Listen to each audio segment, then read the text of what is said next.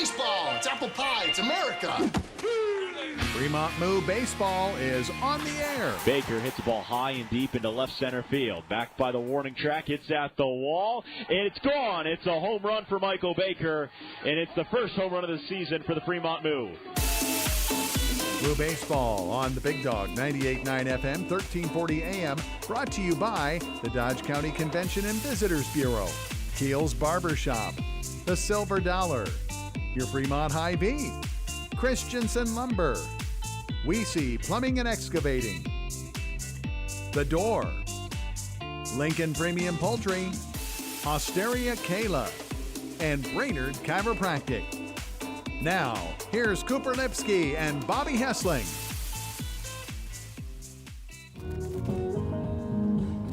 As with that, we welcome you inside the booth here at Moeller Field here on the Big Dog 98.9, 1340 AM, as well as BSDN Live. I'm Cooper Lipsky. He's Bobby Hessling. Bobby, how you doing? We're doing well.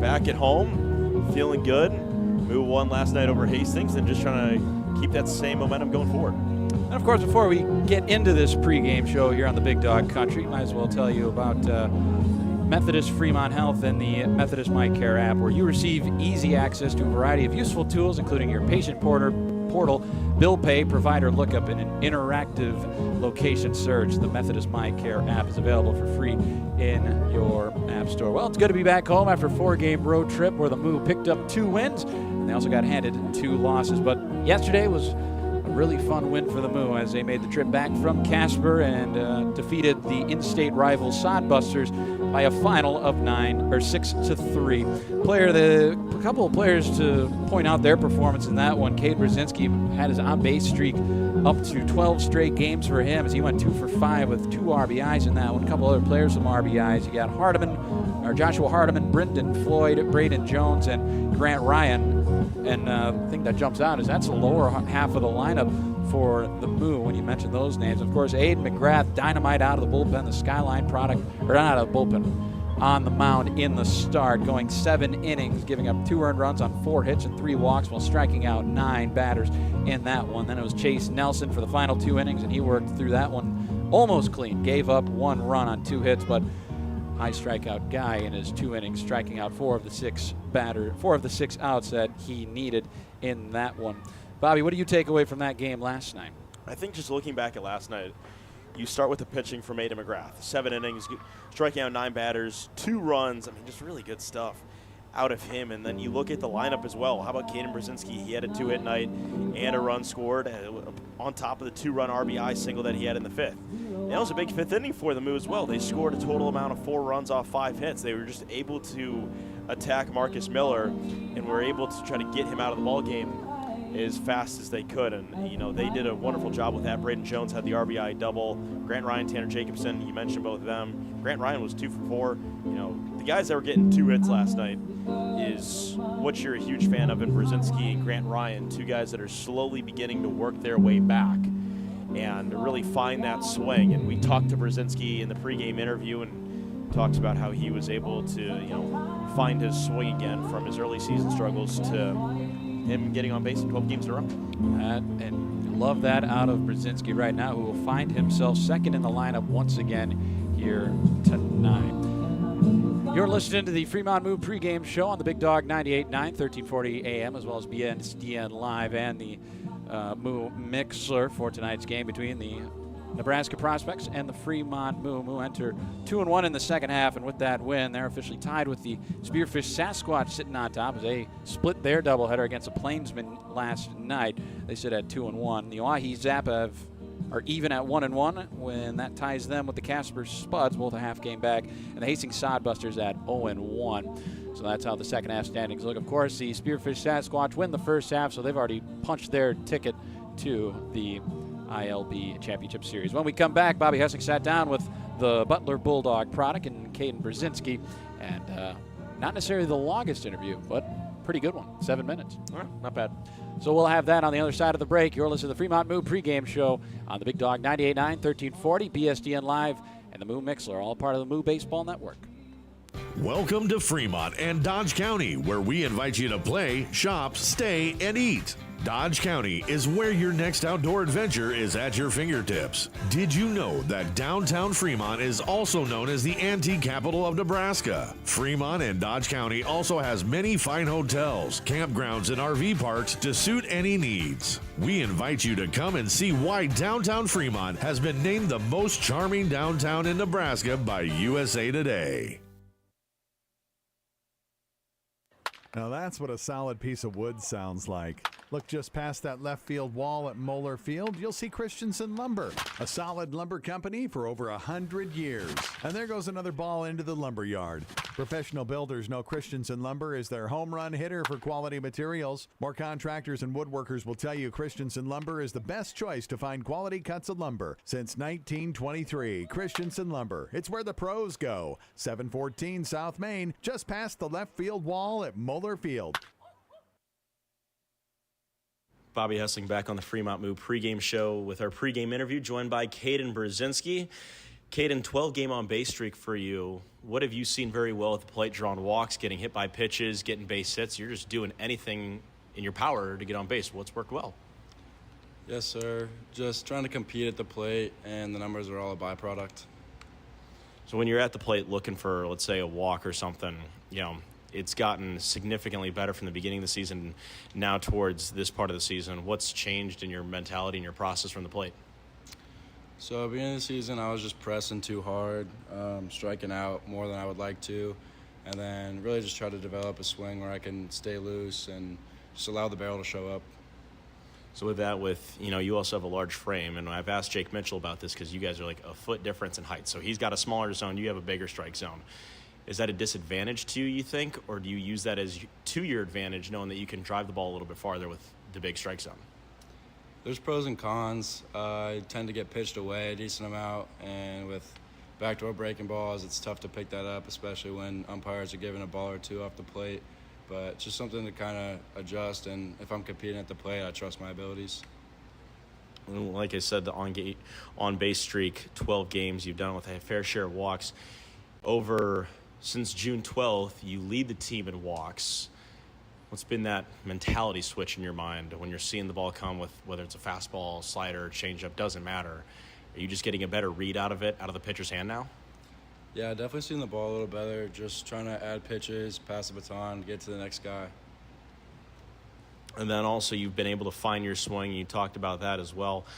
Now it's trying to find the power. How are you working in the cages and just at the plate, just trying to find the power in your swing? Yeah, I was trying to stay above the ball. I tend to kind of let my front shoulder fly and get under some baseballs. But I've been doing a better job. You can see last week I bailed a few balls pretty well. They didn't get down, but I had some other base hits a little later in the week that kind of made up for it. So. You had a 2-hit night versus Hastings last night. You talk about some of the barrels that you had. We go back to Casper and the games on Friday and Saturday, and there was a few balls that you just got perfectly, especially on Saturday. You had the one foul ball down the line. Coop and I both thought it was gone off the bat, but it hooked foul quickly. When you're at the plate and barreling something up, did you know that ball was foul immediately, or in some of the other balls that you've just been able to drive into the gaps and reach for extra bases, how does that come? Yeah, so I kind of knew off the bat that I had a chance, and it was well gone, but it was foul. Just an up-and-in pitch that I didn't rush to, and I just allowed the barrel to show up. So yeah, just trusting the process and letting things work out. In this season, you've been with the Moo the entire summer to this point on the first road trip, and you've made the second road trip as well. Who are some of the guys that you've gotten along with really well over the past, now, 5 weeks? Baker's a good dude. Really enjoy being around him, especially Brendan, too. But all the guys, can't single anybody out. It's a good group of kids. Nobody that I like more than another, but those are just the guys. I roomed with Michael Baker, so it was a pleasure to be with him, around a good ball player, and I really value how he plays the game. And for you, with some of the older guys that are here, Henry Heyman is one of the older ones, Michael Baker as well, a little bit on the older side in terms of age. How have you been able to pick up lessons from them? And I think all the guys are learning off of each other of how to, like, maybe someone does this and like, oh, I'm going to add that to my game. Maybe you do something and another guy's like, oh, I want to do that, to play the corner outfield spots or play first. Has there been someone that's kind of taught you something thus far, player-wise, or has it just been as a group effort you're picking stuff up from each guy to add to yourself to make yourself better? Yeah, most definitely. Just learning along the way, talking to guys that have been there. Michael Baker is one of them. Henry Heyman, playing JUCO baseball. Then he's at the Division I level now. So he's been there. He knows what to do. And then I've talked to Michael Baker about my approach a little bit, which he's helped me with, and I believe it's starting to pay off. Let's talk about your journey coming from Colorado. Now you play Division I baseball at Butler. How'd that recruiting process go for you coming out of high school to play at Butler in Indianapolis? Yeah, so it wasn't your traditional, I was the guy in high school. I didn't play my senior year, wasn't good enough to get on the field. And then my recruiting came from summer ball, hit a couple bombs in a weekend, and Butler saw that, and they offered me, and it just made sense. I was committed to a JUCO at the time. I let my coach know that I had an opportunity come up, and my family and I decided that it was the right idea, and just decided to make it work for from an academic standpoint as well as an athletic standpoint. You're one of a few Division I guys that are on this Moo roster. I'm not saying that gives anyone an advantage over anyone else, but what's the biggest piece of knowledge that you've picked up at the Division I level from an athletic standpoint in baseball? It's tough because I learned so much in the fall, but biggest piece. Just play the game at one speed. I mean, I was taught to play hard and leave it all out on the field, and if you're not playing hard, you're not doing it the right way. And then your journey to join the Moo, how did that happen from, did someone reach out to you? Did you reach out to the Moo? Did you know another player and they just kind of connected to you that way? How does the journey come from either Colorado to the Moo or from Butler to the Moo? Yeah, so I actually grew up in Omaha. I lived here since I was 14, and then I went to high school in Colorado. Family thing, but I won't get into that now. So I grew up in Omaha, and then the Butler coaches caught wind of that, and my dad's living here in Omaha, so it just made sense for me to come live with him and play some good competition as well. And with that as well, you grew up in Nebraska and then left for a few years to go to Colorado and back in Nebraska. What's the biggest difference, in your opinion, from the state of Nebraska to the state of Colorado? Weather. It's a little tougher to breathe in Colorado, higher elevation, ball flies a little more. Pitching isn't as good. Breaking balls don't move as much. Definitely hotter in Nebraska, not as much to do, and most of my friends are back in Colorado, so I definitely miss them. Do you make the trip out to Colorado often to see your friends, or not really? I try to whenever I can. I was there beginning of the summer, trained for about a week or two, and then that was after the spring season at Butler. So I went to Colorado for a week or two, and then settled into Omaha. So. You have anything else to say, or not really? You're hot or you're due. Go Moo. That was Kaden Brzinski on the pregame interview here on the Fremont Moo pregame show. When we come back, we'll have first pitch, starting lineups, and the welcome weather here on the Fremont Moo Radio Network. Keel's Barbershop is the Sports Center barbershop in Fremont. Be sure you look your best and get into Keel's Barbershop, where you'll receive quality haircuts in a friendly atmosphere. Get a fresh cut, have them hot leather, and shave your neck. If you're looking for that special feel of a true barbershop, Keel's is the place for you. They're open Tuesday through Friday, 8:30 to 5:30, and Saturday, 7:30 to 3. Keel's Barbershop, 6th and Broad in downtown Fremont. They'll make you look your best. Find your purpose with work that matters. Methodist is hiring for clinical and non-clinical positions throughout our health system. Join a team that's making a difference and take advantage of a range of benefits like medical, vision and dental, flexible scheduling, and tuition assistance. To find all of our opportunities and apply online, go to bestcare.org/jobs. That's bestcare.org/jobs. Methodist, the meaning of care. Fremont Hy-Vee is proud to sponsor local sports, and they know that you fans love your meat. Hy-Vee has all your favorites at the best prices right now. Hy-Vee Choice Reserve Steaks. Always low prices on your favorite flavor of brats. Boneless, skinless chicken breasts, chicken grillers, America's pork chops for the grill, and the best cuts of salmon and seafood. Shop online right now. Go to HyVeeIslesOnline.com and place that order. Your Fremont Hy-Vee. Proud to be a part of local sports.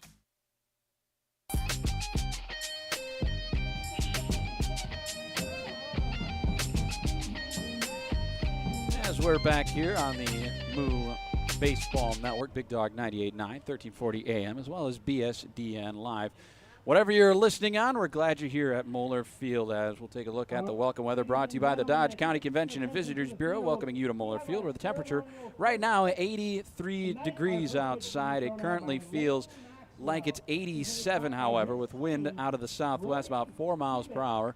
So the flags, with it being so low wind, aren't really moving any discernible way here in this one tonight. Sunset at 9:03. And now weather as this one goes on around the third inning, maybe 83 around the third, about 80 degrees around the sixth inning, about 76. And by the time this one ends, you're looking at a cool 73-degree night here at Moeller Field. The field conditions brought to you by Keel's Barbershop to keep your hair looking good for the best haircut around. Stop at Keel's 88 West in Fremont. Field's looking good. Haven't had any sort of live ball here for about what would you say, about a week? A little over 5 days. I'm not sure. Oh, it's more than 5 days. More than 5 days. That's right, because it's about 8. It's about 8 days because of the rain outset we had here. So the last game was what, on Monday or Sunday? 2 weeks ago. Sunday. It was not 2 weeks ago. About Sunday, a week 8 ago. Days ago. 8 days ago. Hey. So it's looking pretty good with the fact that we had a lot of rain, but it's all dried up now, and on top of that, nobody's really played anything on this field at the moment. Taking a look at some games around the ILB here tonight, as start scoreboard watching a little more diligently here in the second half. The only way the Moo can make it is either the second best overall record or win the second half. And I don't think anybody on the team right now is thinking about not being second half champ. It'll be the Oahe Zap and their in-state rival, and the Spearfish Sasquatch, another home game for the Sasquatch. They play a lot of home games, but then again, so do we, I suppose. And that's going to be the start of a 2-game series at the Black Hills Energy Stadium. And of course, that's the only other game going on tonight. That one starts about 7:05, so about 6:05 in the western or the mountain time zone. Tomorrow, the Zap and the Spearfish for Game 2, the Prospects and Moo for Game 2, and the Plainsmen will play the Casper Spuds. That's almost the end of the Plainsman season, and then the Gem City Bison will begin their all-travel ball season. They'll find their way to Fremont at some point. They're announcing the starting 9 on both sides as we get ready to go here on the Fremont Moo pregame show. That's pretty much all we have for the pregame show, so we'll step away here on the Big Dog 98.9, 1340 AM, BSDN Live on YouTube, as well as the Moo Mixer, the home of the Fremont Moo, the Moo Baseball Network. Trust your heart to the team at Methodist for expert cardiac care that makes a life-changing difference. From specialized testing and imaging to comprehensive surgical options, including the most advanced procedures, we provide the personalized care that you expect from the Methodist name. Learn more about our heart and vascular care by visiting bestcare.org/heart. That's bestcare.org/heart. Methodist, the meaning of care. We target cancers with precision technology. We save lives with advanced heart procedures. We deliver exceptional care for the most vulnerable pregnancies. We are Methodist. With a reputation built on generations of trust, our passion is shaping the future with innovative treatments, the newest advancements, and the compassion you deserve. Our greatest impact is your healthiest life. Methodist, the meaning of care. Lincoln Premium Poultry is excited for Fremont Moo baseball this summer. Hey, you're looking for a new opportunity? You can hit it out of the park with a job at Lincoln Premium Poultry. With a fantastic culture, great pay and benefits, and room for growth, Lincoln Premium Poultry is one of Fremont's best destinations for summer fun and employment.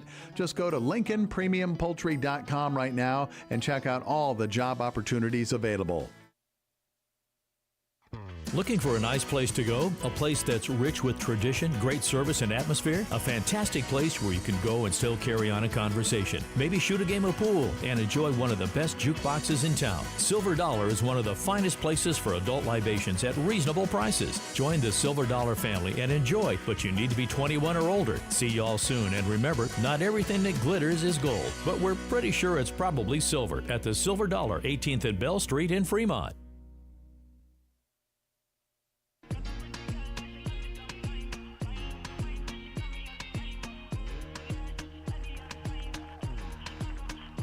As we're back here on the Moo Baseball Network, the Big Dog 98.9, 1340, as well as the BSDN Live on YouTube and the Moo Mixler. I'm Cooper Lipsky. Before we get going here, this broadcast is brought to you by the Methodist Fremont Health. Choose a team who treats you like family. Methodist, the meaning of care. And for the first few innings of this one, Mr. Bobby Hessling. Thank you very much, Coop. It's set for 1 of 2 against the Nebraska Prospects. It is the Fremont Moo and the Nebraska Prospects here on the Big Dog 98.9 FM, 1340 AM, BSDN Live on YouTube. It's all the Moo Baseball Network. It is time for our starting lineups, and your starting lineups are brought to you by your Fremont Hy-Vee. For a lineup that's loaded, shop your Fremont Hy-Vee. Go to HyVeeIslesOnline.com now. Place your order. For the Nebraska Prospects, this is what the batting order will look like top to bottom for them. Ripken Fleck, Mike Valdivia, Avery Moore, 1 through 3. Jacob Perrin batting cleanup. Aiden Martin is batting 5th tonight. Corey Kozak batting 6th. Vin Hochstein batting 7th. Elijah Russell batting 8th. And Kobe Hatcher rounding out the lineup batting 9th. For the Moo defensively, this is how they line up in the outfield. Brendan Floyd, Tanner Jacobson, and Kaden Brzinski from left to right. On the infield from 3rd to 1st, it will go Josh Hardiman, Michael Baker, Sevi Aguirre, and Timon Long, the new addition from North Dakota State for the Fremont Moo, the 2023 ILB League MVP. Behind the plate doing the catching is Nate Wachter. On the mound, the lefty, Brooks Kneifel. And Brooks Kneifel in his last start, just brilliant stuff that we saw out of him. And I mean, you go back to that game, flat out dominated. From top to bottom, went 6 innings, giving up 4 hits, 2 runs, struck out 6 batters, 1 walk. It was against the Nebraska Plainsmen, and he's looking for more of the same success here today.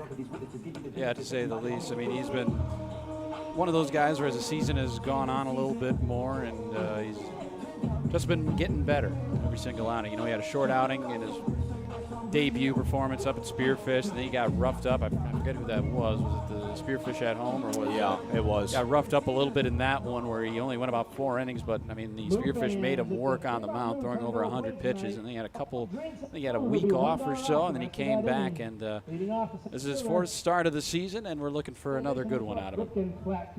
That start against Spearfish at home, his first start, went 4 2/3, 9 hits, 5 runs, 2 of them were earned. First pitch is grounded right back up the middle into center field, and Ripken Fleck starts things off with a single. First pitch came in at 7:08 p.m. here in Fremont.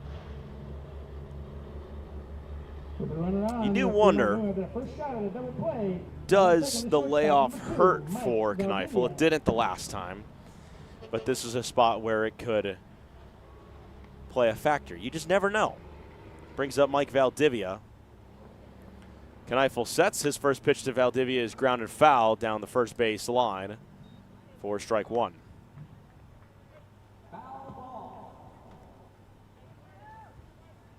Mike Valdivia this season batting 167, on base percentage 444. 2 RBIs for Valdivia, only 1 hit this season, and it was a double. They throw over to first, and back in plenty of time was Ripken Fleck. And Coop, now that I look at this, I don't know. Oh, yeah, I was looking at the wrong thing. The stats on Game Changer, here's the 0-1. Fleck is off for second. Throw down is not going to be caught by Michael Baker. The 0-1 was a called strike to Valdivia, and Count is no balls and 2 strikes as Ripken Fleck steals second. The numbers looked off, so I knew I was off on something. Valdivia this season is actually batting .303, on-base percentage a .368, 10 hits this season and 3 RBIs for Valdivia. With a runner in scoring position, here's the 0-2. Misses down and away, and it's 1 ball, 2 strikes. Runner at second is Ripken Fleck. First pitch, swing for a single back up the middle, and then stole the second base bag. Kneifel working on the rubber, looks back. Here's the 1-2 home to Valdivia. Checked his swing. Are they going to say he went? He did not. And the count's going to run even 2 balls and 2 strikes. Immediately appealed down to the field umpire who's standing in front of second base, and he said no, he did not go. Wachter immediately got up and put the tag on the batter. Just in case. Just in case. Make sure. 2 balls, 2 strikes. Kneifel sets. Here's the 2-2 home. That's sky to left side and foul out of play. That foul ball is brought to you by Lincoln Premium Poultry. They specialize in foul, but love being a part of the Fremont Moo. For a career, visit LincolnPremiumPoultry.com. 2 balls and 2 strikes. Kneifel looks back at second, checking on Ripken Fleck. And here's the 2-2 to Mike Valdivia. That's going to be skipped into home plate for a called ball, and the count is full, 3 balls and 2 strikes.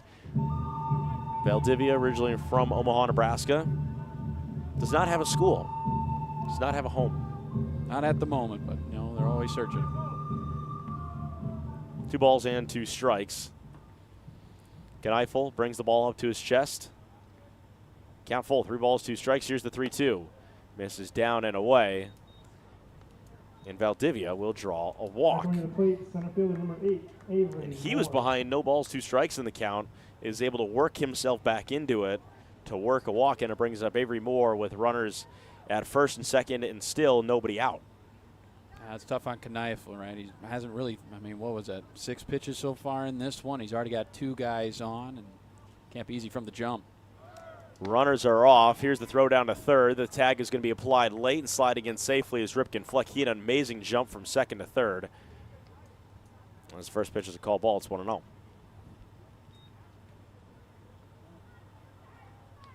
Valdivia also steals second, so Fleck has 2 stolen bases. 1-0 from Kneifel, showing off for home as that's a called strike on the outside corner was Ripken Fleck. And it's no balls and 2 strikes, so I was wrong. Umpire says 0-2. There we go. I'm a little rusty up here. Cut me some slack. 0-2 from Kneifel is on a line, down the line, foul. Drifting towards left field, and a curve foul at the last moment for Avery Moore. Count's going to remain no balls and 2 strikes. Gajewski is out to make sure that baseball gets off field of play. No balls and 2 strikes. Kneifel sets. Here's the 0-2 to Moore. That's down the right field line. That one will drop foul as well. A little bit longer of a strike as it hops over the wall, and the count's going to remain 0-2.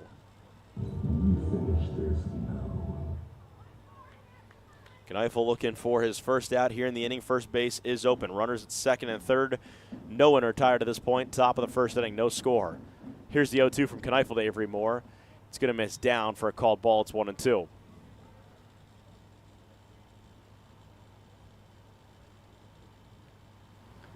Yesterday, talked to Nate Wachter on the pregame interview. Here's the 1-2 to Avery Moore.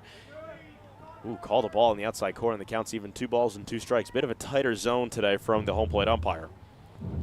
As I was saying, had talked to Nate Wachter yesterday and just how he's able to build a relationship with a pitcher, and he says it just starts off of communication and getting a sense of what he throws really well. 2-2 cut on a miss by Avery Moore. He strikes out swinging, and Kneifel has the first strikeout of the ball game and the first out here in the first inning to bring up Jacob Perrin. The right fielder, number 15. It's really good going off speed out there. Had him way out in front. Batter was expecting something to try to blow by him and able to put the brakes on it. Get that big first out. Runners remain at second and third for Jacob Perrin. Here's the first pitch to Perrin. That is shot foul down the right field line, out of play. It is 0-1. Jacob Perrin this season batting .320, 16 hits for Perrin this season, 16 RBIs, 2 home runs as well. Here's the 0-1 to Perrin, and this is grounded lightly onto shortstop. Fielding it is going to be Baker. He only has the play at first, throws over to first. It's in time, a run scores, and it's an RBI ground out from Jacob Perrin, And the prospects are on the board. It's 1-0. Yeah, they only play for Baker on that one. He's playing a little bit deeper back there because they might have to check the runner in case Kneifel decides to throw over. Of course, you've got Aguirre covering at second. Ball goes into center, stuff like that. And slow roller like that only had the one play at first. And on top of that, you've got 9 innings to play ball. You let 1 run slide early. One is a called strike to Aiden Martin, who's batting 5th tonight in the order. Ripken Flex scores on the RBI ground out from Jacob Perrin. 1-0 prospects. Aiden Martin has the highest batting average on the team at a .419 as the 0-1 miss in the dirt. And the count's even 1 ball and 1 strike. There are 2 outs in the inning, and it's 1-0 prospects on top of the Fremont Moo. Aiden Martin in 31 at-bats, batting .419 this season. Highest batting average on the team. Here's the 1-1 to Aiden Martin. Misses inside on him. It's 2 balls and 1 strike. Next closest is Jacob Perrin, who's batting .320. On top of that for Aiden Martin, 8 RBIs. Only 1 extra base hit. It's a double. 2 balls, 1 strike with a runner at third. Here's the 2-1. Martin waved at a miss, and he fouled it off. And the count's going to run even 2 balls and 2 strikes.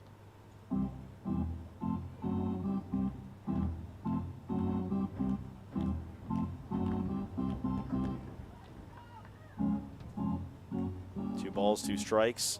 Kneifel comes set. The 2-2 fouled off into the screen. Count's going to remain knotted up. 2 balls, 2 strikes. 2 outs here in the top of the first inning. Prospects on top of the Moo, 1-0 here for Moeller Field in Fremont. It's the first of 2 between the Prospects and the Moo in a midweek series. Kneifel comes set on the rubber. Here's the 2-2 home. Called strike 3 on the outside corner. Kneifel gets the strikeout, but does allow a run to score. It's a 2 strikeout inning for Kneifel. But Ripken Flex scores after he reached on the single and the RBI ground out from Jacob Perrin. Moo coming to bat as they trail 1-0 to the Nebraska Prospects here on the Big Dog Country 98.9 FM at 1340 AM, BSDN Live on YouTube. It's all part of the Moo Baseball Network. Welcome to Fremont and Dodge County, where we invite you to play, shop, stay, and eat. Dodge County is where your next outdoor adventure is at your fingertips. Did you know that downtown Fremont is also known as the antique capital of Nebraska? Fremont and Dodge County also has many fine hotels, campgrounds, and RV parks to suit any needs. We invite you to come and see why downtown Fremont has been named the most charming downtown in Nebraska by USA Today. Now that's what a solid piece of wood sounds like. Look just past that left field wall at Moeller Field, you'll see Christensen Lumber, a solid lumber company for over 100 years. And there goes another ball into the lumber yard. Professional builders know Christensen Lumber is their home run hitter for quality materials. More contractors and woodworkers will tell you Christensen Lumber is the best choice to find quality cuts of lumber. Since 1923, Christensen Lumber, it's where the pros go. 714 South Main, just past the left field wall at Moeller Field.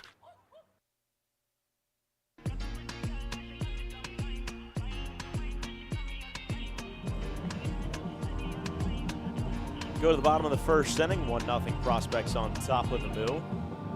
Prospects are going to play a little defense here, at least try to, because the Moo have to bat. Here's the batting order for the Fremont Moo, and your starting lineup is brought to you once again by your Fremont Hy-Vee. For a lineup that's loaded, shop your Fremont Hy-Vee. Go to HyVeeIslesOnline.com now. Place your order. Jacobson, Brzinski, Aguirre 1 through 3 in the order. Michael Baker batting cleanup once again. Timon Long, a lot of time to talk about him. Batting 5th, Henry Heyman batting 6th, Josh Hardman batting 7th, Nate Walker 8th, and Brendan Floyd rounding out the lineup for the Moo in the 9-hole. Here's the defense for the Prospects. From left to right in the outfield, it will go Kobe Hatcher in left. Out in center, Avery Moore. Jacob Perrin is in right. On the infield from third to first, Finn Hochstein is at third. Mike Valdivia at short. Ripken Fleck is at second. Aiden Martin will be playing first base. Behind the plate doing the catching is Corey Kozad. And Tanner Jacobson will lead things off in bottom of the first. You talk about Timon Long, and we'll go more in depth when he steps in for the first time, but ILB MVP 2 seasons ago, and with numbers like 12 home runs, 41 RBIs, batted .295. I mean, it seemed like like if there was a vote, it'd be unanimous for him, and it'd be fun to see him back here at Moeller Field. Hasn't swung a bat in a while, but obviously we'll talk about him when he gets there. As the first pitch comes into Jacobson, it is a called strike, and it's 0-1. Jacobson's someone that's really came a long way over there the last 12 games or so. Here's the 0-1, misses down and away. Count is even 1 ball and 1 strike.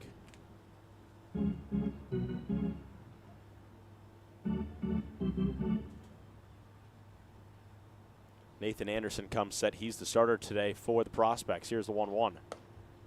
It's going to be a called strike. It's 1-2. Right at the top of the zone for Nathan Anderson, who is from Southern Indiana University. Well, he's going to be attending this past year. He was at Creighton. Oh, that's bizarre. I don't know why I wrote that down then. 1 ball, 1 strike. Here's the 1-1. Is he not, or is he still at Creighton?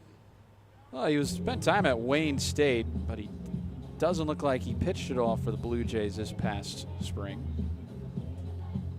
And now he'll be, I guess, going to get playing time with the Sycamores. That's not right. Never mind. Southern Indiana. Who are they? The Thunderbirds? I don't know. That is, I should know. Unfortunately, I don't. 1-2. Goodness, ran high and tight on Jacobson. The count's even 2 balls and 2 strikes. Well, Tanner Jacobson over the last 12 ball games is batting .381 and 21 at-bats. And is doing that with only 2 RBIs but 8 runs scored. 2 balls, 2 strikes. Here's the 2-2, misses away. And the count will run full 3-2.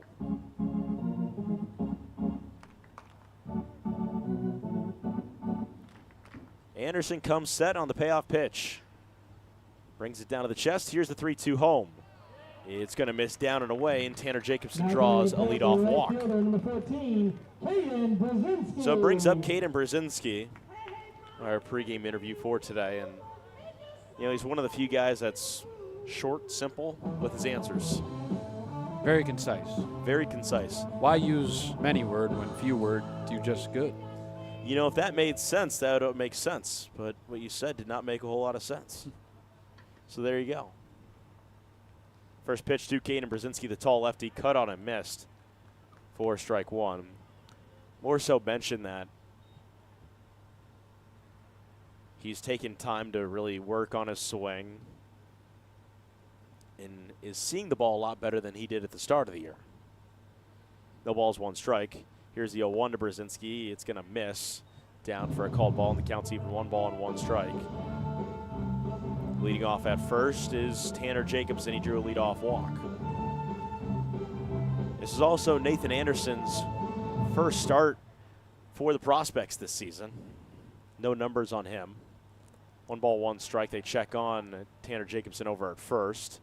No tag applied from Aiden Martin. Count's going to remain 1-1. Prospects in front of the Moo, 1-0. Thanks to an RBI ground out from Jacob Perrin that scored Ripken Fleck. As that's fouled off straight behind us by Brzinski, and the count's going to move 1-2. You know, we talk about all the time the way Brzinski goes up to the plate. He's looking for different things than before, you know. And the thing on top of that as well is, you know, I think he was getting in his own head about trying to hit the ball early. He saw the team struggling, saying, I got to do something. And all we need you to do is get on base, and he's done that. 1-2. Brzinski skies the ball left side. This is towards left field, drifting foul, making a sliding effort but not able to bring the ball in, and foul ground is Valdivia. I don't know if McGonigal thought that should have been a fair ball or not, but I thought that was foul the entire way. The count's going to remain 1 ball and 2 strikes.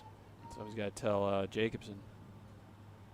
Yeah, Jacobson, you've got to go back to first. And now he makes the jog over to first. He was on top of second thinking that ball might have dropped safely.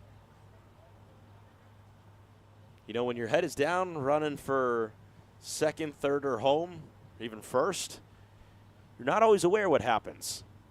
And then you're later told, oh, I have to go back. That was a foul ball. 1 ball, 2 strikes. Jacobson leads off. He might be off on this pitch. They check over on him. He's back in time on the head first slide. Jacobson does have a few stolen bases this season. Has 3 of them. I think that puts him second on the team. 1-2. Hit in the air into center field. Drifting back on it as Avery Moore squares it up, makes the catch. Brzinski flies out. There's one away in the bottom of the first inning to bring up Sevi Aguirre. Aguirre on an 8-game hit streak and batting .316 this season in 38 at-bats. 4 RBIs for Aguirre, 12 hits, only 1 double. On base percentage is a .409. Currently has the 3rd best batting average on this Moo lineup. First pitch to Aguirre is a called strike on the outside corner. It's 0-1. You know, Aguirre showed up, took him a game or two, and then he found his stride. And has done very well, hitting safely in 8 straight. Again, they check on Jacobson. He's back with the head first slide. Almost like a belly flop onto the bag, and it's 0-1. Remember I had, because we were roommates at the first host family I was living with, and one morning we had breakfast together. With Sevi or? With Sevi, yes. Before Wes got there. 0-1. Jacobson taking off for second, slides in safely. He's going to steal second. As that pitch also missed on Aguirre, and the count is even 1 ball, 1 strike. I'd like to think our breakfast chat really turned around, really got him going after his second day here. 1 ball, 1 strike on Sevi Aguirre. 1-1 misses outside, and the count is 2 balls and 1 strike. Jacobson leading off at second. 1-0 prospects on top of the Moo. Moo looking for a run.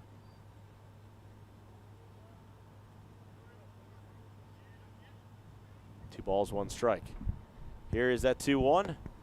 Is called a ball outside on Aguirre, and the count is 3-1. Hitter-friendly count right here for Aguirre. Can he make it number 9? Jacobson leads off at second. Nathan Anderson comes set at the chest. Here's the 3-1 to Aguirre. It's a called strike at the top of the zone, and the count is full, 3-2. Well, Aguirre was a huge fan of the torpedo bat and mentioned it to me during batting practice that he's retired it. Feels like he's not getting the same quality level of swings that he is with his normal bat. 3-2 to Aguirre. Fouled off into the screen. Sky high, watch back in front of home plate as it landed on the infield grass. Count's going to remain full, 3 balls, 2 strikes. You know, I took a couple of cuts with that torpedo bat, just get a feel for it, and you can really only hit it in the one spot. And of course, that's what it's designed for, and I assume that makes you more picky at the plate. And yeah, it really stung the hand to get on the outside and on the handle. 3-2 to Aguirre. Fouled off to the right side out of play, and again, Aguirre will do the 3-2 once more. But you got on the barrel, feels nice. You didn't really elevate all that much. No, I've always been a line drive guy. Been a line drive hitter. Usually a coach ever needed a double play to end an inning, I was the guy. 3 balls, 2 strikes. Nathan Anderson comes set, looking in on Sevi Aguirre. Here's the 3-2. Aguirre down the right field line, foul out of play, out of the stadium. Count's going to remain full, 3 balls, 2 strikes. Well, speaking about being picky at the plate, Aguirre being very particular at the plate and what he wants to hit, and just able to foul off anything and everything right now. 3 balls, 2 strikes, 1 away in the bottom of the first inning. 1-0 prospects on top of the Moo. Anderson comes set, the 3-2 once more. Misses high on Sevi Aguirre, and he draws a 1-out walk. There's runners at first and second for the cleanup batter, Michael Baker. Batting cleanup has never looked this good. It's brought to you by Osteria Kayla, where we finish strong with every course in the historic Kohlmeyer Passageway, corner of 4th and Main in downtown Fremont. Baker's bat has been on the cold side last few games when you look at things. Yeah, he was up to a 7-game hit streak as well. A game where he didn't have a hit, but he did reach and score, I think, twice in that one. I think that was against Casper in game number 1 or 2. I think it was game 2. Only 3 hits in his last 12 at-bats, which is .250, and you might hear that at home and think, well, that's not all that bad. That's down for Michael Baker. Yeah. First pitch to Michael Baker, cut on a miss for strike 1. He tells us he's been a little bit tight in the back as of late. That's why he sat out in yesterday's contest. Just, nothing to be concerned about at all. Just playing as much as he has been in the first half. 0-1 to Baker. Runners are off. Throw down to third. Jacobson is safe, sliding in feet first. He steals third. 2 stolen bases in the inning for Jacobson, and Geary took off for second. He was safe as well. No throw to second base. The count's going to be even. 1 ball, 1 strike on Michael Baker with both runners in scoring position.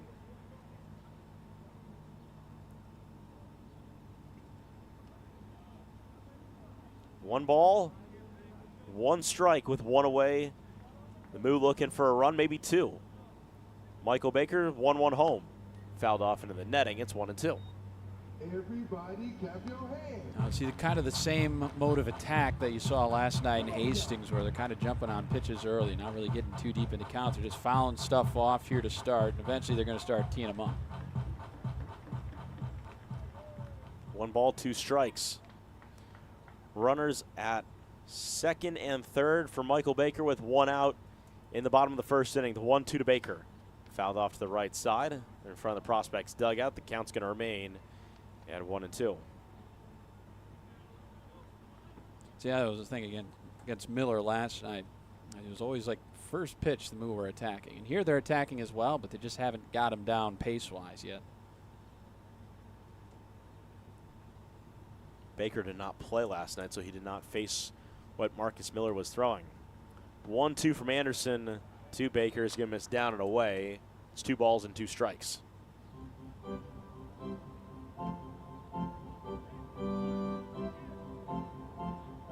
Runners at second and third.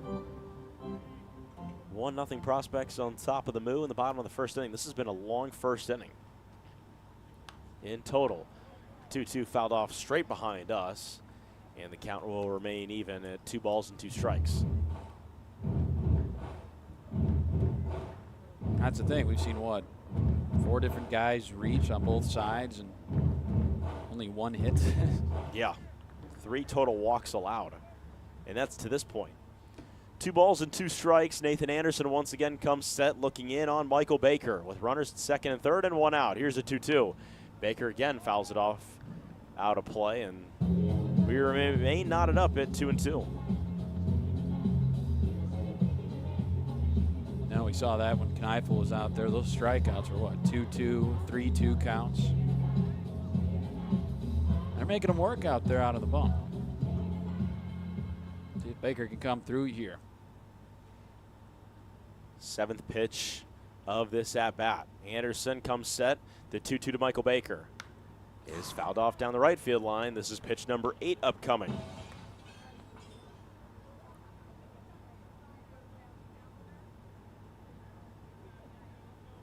Geary's at-bat was 7 pitches as well. Already, Nathan Anderson has had to throw 27 pitches. He's recorded 1 out. 2 balls and 2 strikes. Anderson comes set again. Here's the 2-2. Baker into right field.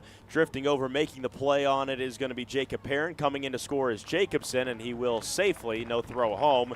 It's a sac fly for Michael Baker, and this game is knotted up at 1 between the Moo and prospects. Now coming to play your first baseman, number 39. Just a good swing by Baker, pushing it the opposite way. I mean, he was kind of behind. He was kind of behind on just about every pitch in that at-bat, but some of these guys go up there with the idea that they want to go the opposite way with it, especially on fastballs and whatnot, and went the opposite way, hit it high and far enough that allows Jacobson to score. We're all tied at 1. And 2 outs in the inning for Timon Long. North Dakota State prospect, as the first pitch is going to miss low on Long, and it's 1-0. Product from North Dakota State, originally from Sioux Falls, South Dakota, in the 2023 Independence League Baseball MVP. Him and Henry Heyman, both teammates on that 23 team, and reunited. Even Jason Clark. Reunited here in 2025 as that one runs inside and hits Timon Long on the left elbow, and he'll take his base. Welcome back to the Independence League time and lawn. Designated hitter number 16, Henry. So brings up Henry Heyman, teammate of his in 2023, you're right. Jason Clark, assistant coach, also a player on that team. And Lucas Hamza. Plenty of names from the 2023 team that have recirculated back to this team. First pitch comes in, and it is a called strike. It's 0-1.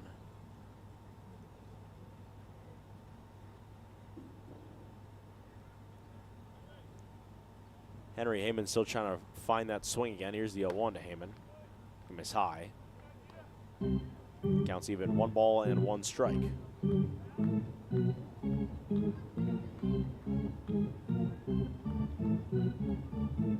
Two away here in the bottom of the first inning.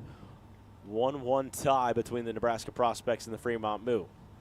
Here's that 1-1 to Heyman. Right back up the middle. I believe it went off the glove of Anderson. Throw over to first is not going to be in time. Heyman beats it out down the line, and the bases are going to be loaded for the Moo, and Josh Hardiman steps to the plate. Great hustle by Heyman down the line to beat it out. I'm pretty sure it went off the glove of Nathan Anderson as well, so he tried to make a play on it. So it makes it tough for Valdivia and Ripken Fleck up the middle to try to cover. And I believe it was Fleck who made the play on it and the throw to first. It was a good throw, but it was just late. Yeah.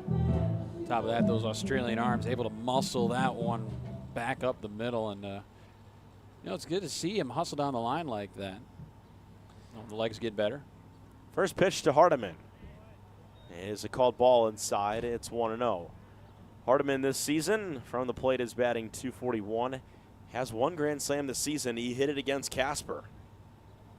So he has it in him to hit one out here at Moeller Field. A little bit shorter dimensions. Here's the 1-0 to Hardiman. It's fouled off to the right side out of play, and the count's going to run even, 1 ball and 1 strike. Yeah, I was talking with Songster in the outfield during batting practice. He's like, yeah, Hardiman hit the home run. I'm like, yeah, everybody's talking about this, the cycle of Fucino on the same night, and then kind of you forget about it a little bit. 1-1 to Hardiman is right back up the middle into center field. 1 run will score. Coming around third, trying to score is going to be Timon Long, and he will. And it's a 2-run RBI single for Josh Hardiman. Moo are in front 3-1. Didn't take very long.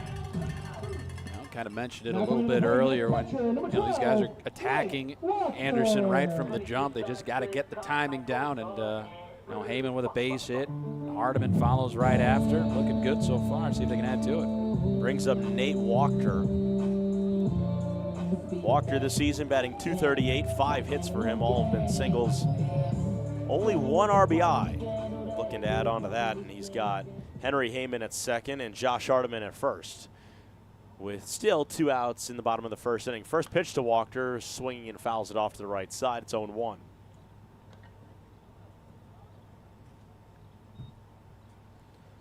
Three-run bottom of the first inning for the Moo, and they're in front 3-1 on top of the Nebraska Prospects.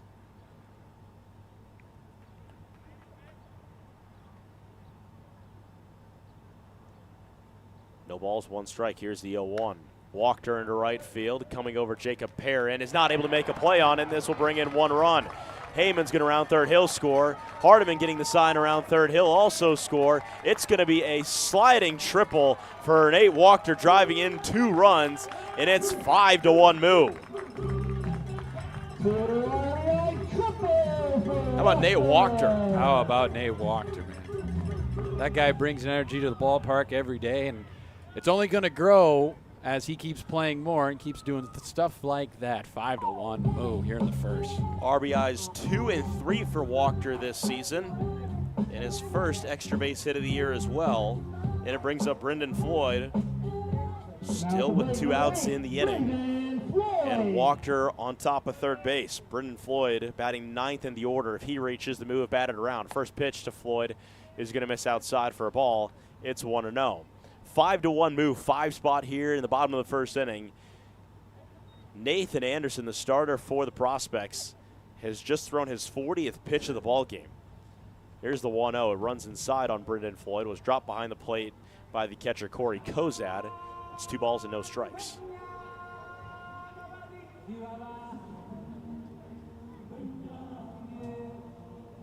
And the Moo offense has really woken up the last few games. 2 balls, no strikes. At 2-0 to Floyd, fouled off into the screen.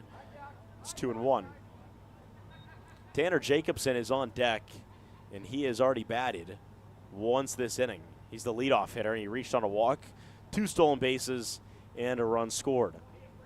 The length of this entire first inning so far is at 31 minutes. 2 balls and 1 strike. Here's the 2-1 to Brendan Floyd. Checked his swing. It was a foul ball, and the count's even 2 balls and 2 strikes. I think we were through 2 by this time yesterday. Yes. Or at least 1 and 2, or at least 1 and a third, 1.5. Through 32 minutes. Yeah, about almost 2 innings. No, because it was 1, 2, 3 on both sides for McGrath and Miller. 2 balls, 2 strikes. Here's the 2-2. Floyd wave and a miss outside the zone. He strikes out swinging. However, the Moo come across and score 5 runs in the inning, and everyone bats for the Moo. We'll go to the second inning. Brooks Kneifel will retake the mound with plenty of insurance as the Moo are in front by 4. It's 5-1 Moo on top of the Nebraska Prospects. You're listening to Moo Baseball on the Big Dog Country 98.9 FM, 1340 AM, BSD and live on YouTube. It's all part of the Moo Baseball Network. Kills Barbershop is the Sports Center barbershop in Fremont. Be sure you look your best and get into Kills Barbershop, where you'll receive quality haircuts in a friendly atmosphere. Get a fresh cut, have them hot leather and shave your neck. If you're looking for that special feel of a true barbershop, Kills is the place for you. They're open Tuesday through Friday, 8:30 to 5:30, and Saturday, 7:30 to 3. Kills Barbershop, 6th and Broad in downtown Fremont. They'll make you look your best. Find your purpose with work that matters. Methodist is hiring for clinical and non-clinical positions throughout our health system. Join a team that's making a difference and take advantage of a range of benefits like medical, vision and dental, flexible scheduling, and tuition assistance. To find all of our opportunities and apply online, go to bestcare.org/jobs. That's bestcare.org/jobs. Methodist, the meaning of care.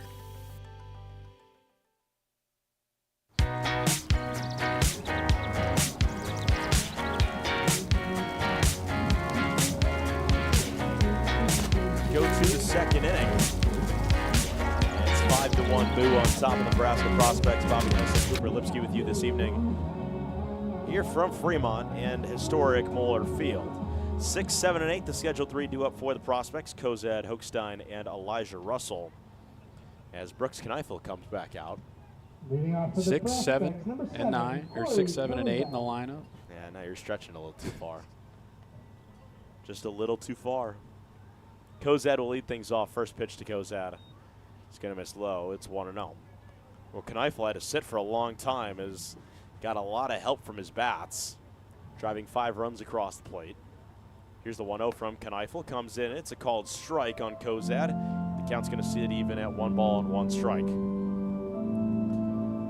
It's also the first time in almost like 2 weeks we're reunited with Colby.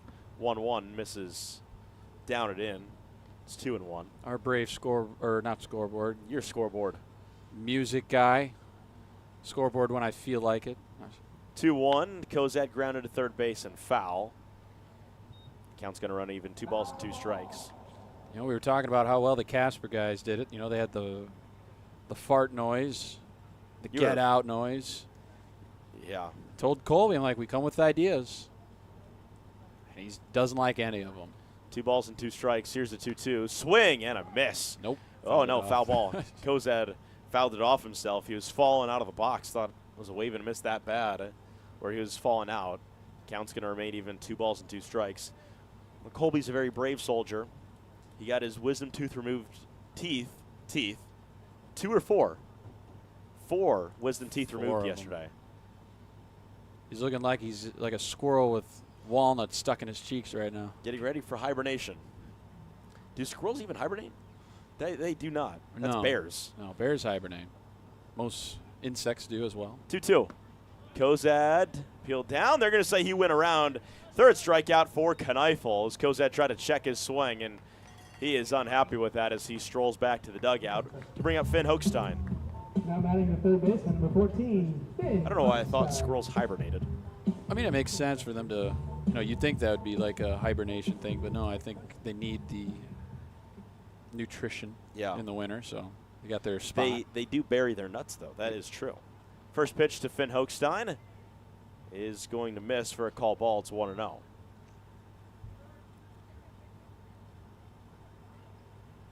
Kneifel comes set, the 1-0. Fouled off to the left side. Count's going to run even, 1 ball and 1 strike from Kneifel to Hochstein.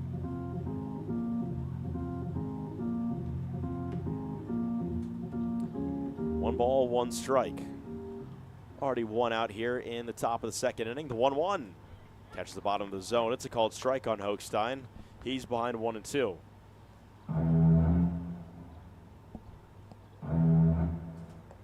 Hochstein from the plate this season has not taken many at-bats as the 1-2 is missed for a call ball. It's even at 2-2. Batting 125 this season, only 2 hits for Finn Hochstein. 2-2, Kneifel working quickly as he delivers the 2-2. Missed for a ball. It's 3 balls and 2 strikes. Count is full. Kneifel thought that was strike 3. It was not. Yeah, he had a strut on. He did. The umpire just tossed somebody in the dugout. He tossed the catcher. Well, somebody just got tossed, and it was Kozad. Corey Kozad has been ejected from tonight's game. Wow. He said something, and the umpires did not like it, and Kozad just drops his belongings on the dugout floor and is going to have to leave the ball game. Wow, that was quick. He was just in the dugout, too. He was unhappy with the strike 3 call, and I think he said something, at least to the home plate umpire, about that ball 3 call to his teammate Finn Hochstein. Obviously we're up here, not down there, so we don't know what he said, but I was assuming something along the lines of, you called that strike 3 for me, why are you calling it ball 3 for him? Yeah. But Kozad has been tossed, and the prospects are going to have a new catcher behind the plate. That's the first ejection we've seen this year. Yeah. On their roster sheet, he's the only one they have listed as a catcher. I think Nicola French can catch as well. Yeah, he's just about done it all as well. But that was quick. He was just standing there all of a sudden because I was watching Kneifel because then he started looking over at the umpire, and the next thing you know, you see him because that's how you do it. You point to the ear first, and then you flick forward. That's what they teach you at umpire school, and he kicked him out quick. Kneifel's got a big smile on his face. Yeah, Kneifel is, I think, just trying to figure out what happened. And I think they're waiting for him to leave, and then they can start. They can't resume until Kozad has left the premises. Obviously, he can't just go to a clubhouse. And he can't figure out the gate right now. Yep, Kozad has to get to the gate.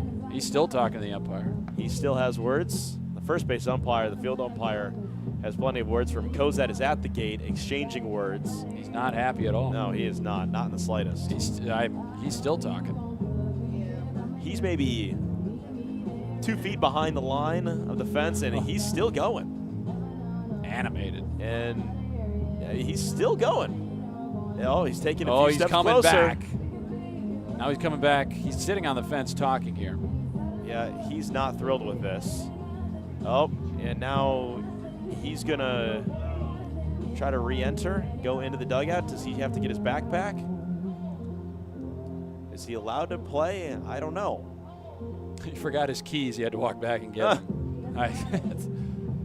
How about that, though? That's unbelievable. So now they're going to elect to play again here. We'll keep you updated on the Kozad situation. Keep an eye on him in the dugout. 3 balls, 2 strikes. Here's the 3-2 from Kneifel, and the delay leads to ball 4 to Finn Hochstein. It's outside. Now batting the designated hitter, number 18, and it brings up Elijah Russell. What kills me is there's a kid no taller than that fence that goes up to everybody's hip, and he's just staring into the dugout right now. So I imagine he learned some new vocabulary. Yeah, he might have a word or two that he's added into his vocabulary. Gonna break those out at T-ball tomorrow. I don't think his parents would be too thrilled about some of the language that he heard. First pitch to Elijah Russell misses away from Kneifel. It's 1-0. Over there asking for a baseball. Now he's got kicked out.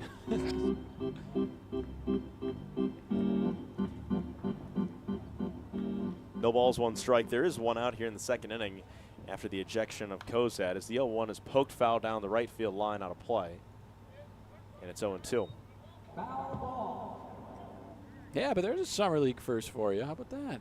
An See, ejection. We're marking all the boxes for you, Mr. Hessling. All we need to do now is have a bus breakdown and no, I could be okay with that. Walk off like an actual walk off. Is a called ball. It was a called ball. Well, the umpire made the signal called strike. Huh. I don't think I was wrong. Counts 1-2. There were two foul balls, weren't there? Yeah, thought so. 1 ball, 2 strikes. Kneifel comes set. Here's the 1-2. Skipped in front of home plate, bounces off the screen, and advancing on to second is going to be Finn Hochstein. And the count is even 2 balls and 2 strikes. As Kneifel having some control issues. I don't know where Kozad is gone. He's still in the dugout or not. That little kid just scaled the fence. 2 balls and 2 strikes. Here's the 2-2. This is fouled off into the screen. You know, there's no netting down there. I don't know if I feel comfortable with that kid scaling the wall. I mean, him down there, he's as tall as the fence. It's up to his eyes down there. I mean, if a ball comes his way, he just has to duck. Still might be scared if it hits the chain link fence. Oh, yeah. 2 balls and 2 strikes. A runner at second. It's Finn Hochstein as Kneifel looks back and delivers the 2-2 home. Hochstein off and running. It's a called strike 3, and the strike him out, throw him out will not happen as Hochstein reaches third base safely, and Elijah Russell is retired via the backwards K. 4th strikeout for Kneifel, and it brings up Kobe Hatcher. Now batting number 5, Kobe Hatcher. I think the thing for Kneifel, he's from the stretch, he's not particularly the fastest straight to home. That leg kick a little higher, and he's got to wrap that left arm all the way around to come home. Well, Kozad might be able to stay in the ball game. Here's the first pitch. It is a called strike on Hatcher as he has the catching gear on. So I wonder what the dispute is. I mean, he's still pleading his case to his buddies over there. 0-1 is a called strike again, and Kobe Hatcher's behind 0-2. Unfortunately, that little kid is straight away from the dugout as here's the 0-2. Kneifel thought it was a called strike 3. It missed outside, and the count is 1-2. Yeah, I think that one was a bit more outside than what he assumed it was. Yep, I would agree with you. 1 ball, 2 strikes. Kneifel comes set, and the 1-2 home to Hatcher. Swing and a miss, strike 3. 5th strikeout for Brooks Kneifel. And that sends us to the bottom of the second inning. We'll see who the catcher is, if it's going to be Corey Kozad or not. But it's back to the top of the order for the Moo. They remain in front of Nebraska prospects 5-1 here on the Moo Baseball Network. Fremont Hy-Vee is proud to sponsor local sports, and they know that you fans love your meat. Hy-Vee has all your favorites at the best prices right now. Hy-Vee Choice Reserve Steaks. Always low prices on your favorite flavor of brats. Boneless, skinless chicken breasts, chicken grillers, America's pork chops for the grill, and the best cuts of salmon and seafood. Shop online right now. Go to HyVeeIslesOnline.com and place that order. Your Fremont Hy-Vee. Proud to be a part of local sports. Trust your heart to the team at Methodist for expert cardiac care that makes a life-changing difference. From specialized testing and imaging to comprehensive surgical options, including the most advanced procedures, we provide the personalized care that you expect from the Methodist name. Learn more about our heart and vascular care by visiting bestcare.org/heart. That's bestcare.org/heart. Methodist, the meaning of care.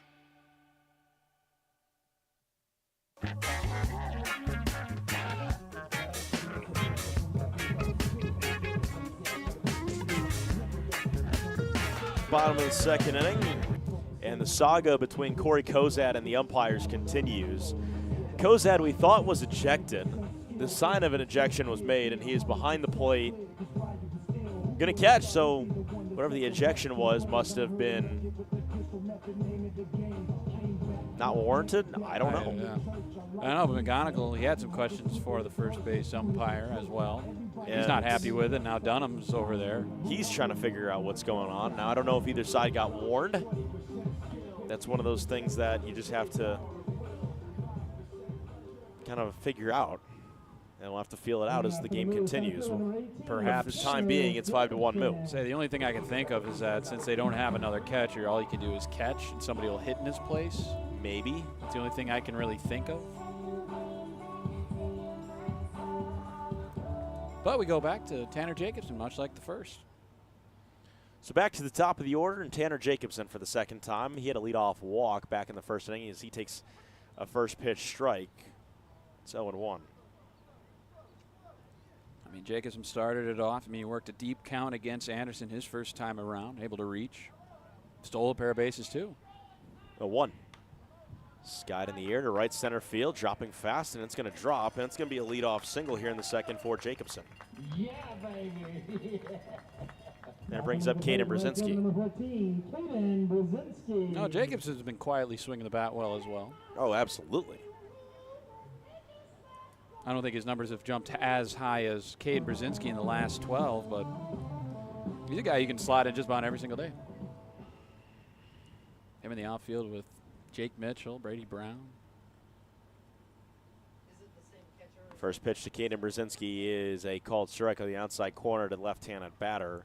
Kaden Brzinski, it's 0-1. Jacobson again leading off at first. Brzinski, first time to plate, flew out to center field. Hope we didn't get into his head about the big interview before the game. You always wonder. 0-1, cut on a missed. Oh, so they just ejected the guy and then just took it back. You can do that? I guess. What's it count, 1-1? Yeah. I didn't know that you could eject a player and then bring him back in. I guess maybe tomorrow he won't play or he'll not play the next 2 games. It's the only thing I can think of. 1-1 is going to miss down and away on Brzinski. It's 2 balls and 1 strike. Or fun. one ball, 2 strikes, pardon me. Oh. Now that'd be funny if he did the same thing, check swung, and then he just kicks him out again. It's the only reason he brought him back. 1-2, throw over to first in time. Jacobson safe on the head first slide. Yeah, you mentioned Jacobson swinging a good bat in his last 5 games. Is batting .400, on base percentage is a .524.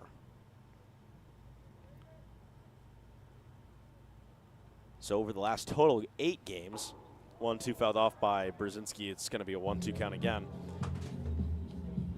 So out of the last 8 games for the Moo, Jacobson currently has the highest on-base percentage at a .524. In the second highest average at a .400 behind Cooper Ficino. Ficino out of the lineup today. 1 ball, 2 strikes. Anderson comes set. Here's the 1-2. Brzinski grounds on to second. Fleck onto Valdivia. Valdivia to first. It is in time, and that is a 4-6-3 double play. And there's 2 outs to bring up Sevi Aguirre. Hit it hard, just right out of the second baseman. We've said this a lot with the prospects middle infielder. I mean, we've done a lot of prospects games. Yeah. Watching Fleck and Valdivia. Yeah. Whew. It's a lot of fun to watch. It's a lot of fun. It's a good dynamic duo they have in the middle infield, as it is with Gajewski and Aguirre, or Baker and Gajewski. Baker and Gajewski. Rob Hodges and Baker and Aguirre. First pitch is going to be a called ball to Sevi Aguirre down and away. He worked a 1-out walk. He came around to score in the first inning. Second run of the ball game, which helped make it a 5-1 lead at the end of the first for the Moo on top of the prospects. 1-0. Misses down and away. It's 2 balls and no strikes.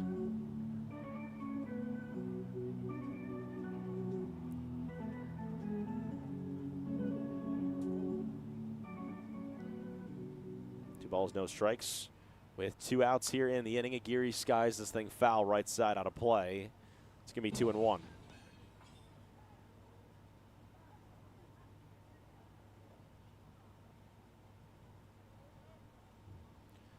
Two balls, 1 strike. Aguirre at home plate. Anderson working a lot better in the second inning compared to the first. He's over 50 pitches, however. Here's the 2-1 to Aguirre. He misses high on him. It's 3 balls and 1 strike.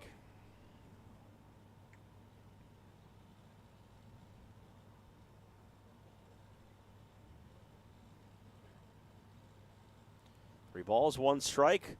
2 outs here in the second inning. The 3-1 to Aguirre. Back up the middle into center field. Took a sharp hop off the lip of the grass in the infield dirt. Nonetheless, it's a single. That's number 9 in a row for him, is it not? You would be correct. 9 straight games with a base hit for Sevi Aguirre.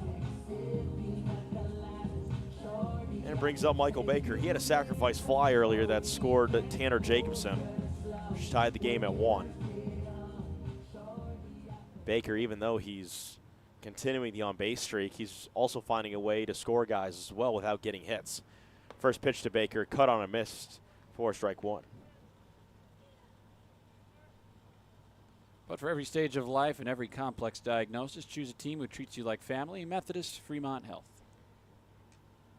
The wall's 1 strike. Aguirre leading off at first. He's got a large lead. He's off and running. 0-1 is back up the middle, and the hit and run is on, and it's going to hurt the Moo a little bit because that thing was picked on by Valdivia, and Baker grounds out. I'm going to tell you this right now. If Aguirre's not off and running, Valdivia is not going to cover the second base, and that's a base hit into center field. Yeah. And Aguirre's probably at third right now, but nonetheless, that's just how baseball works sometimes. Baker grounds out to end the second inning. We'll take ourselves to the third. It remains 5-1 Moo on top of the Nebraska Prospects here on the Fremont Moo Radio Network. Lincoln Premium Poultry is excited for Fremont Moo baseball this summer. Hey, you're looking for a new opportunity? You can hit it out of the park with a job at Lincoln Premium Poultry.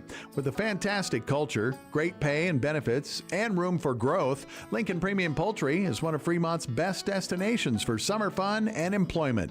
Just go to LincolnPremiumPoultry.com right now and check out all the job opportunities available. We target cancers with precision technology. We save lives with advanced heart procedures. We deliver exceptional care for the most vulnerable pregnancies. We are Methodist. With a reputation built on generations of trust, our passion is shaping the future with innovative treatments, the newest advancements, and the compassion you deserve. Our greatest impact is your healthiest life. Methodist, the meaning of care.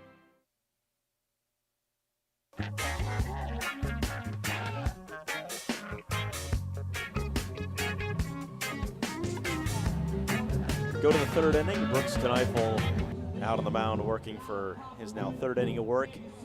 Through 2 innings, has thrown 44 pitches, so I think the one thing for him is try to bring the consistency that he has and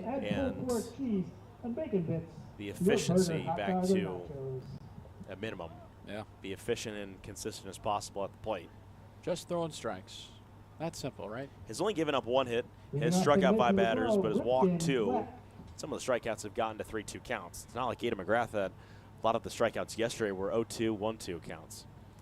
First pitch misses outside and away on Ripken Fleck, and it's 1-0. Back to the top of the order we go.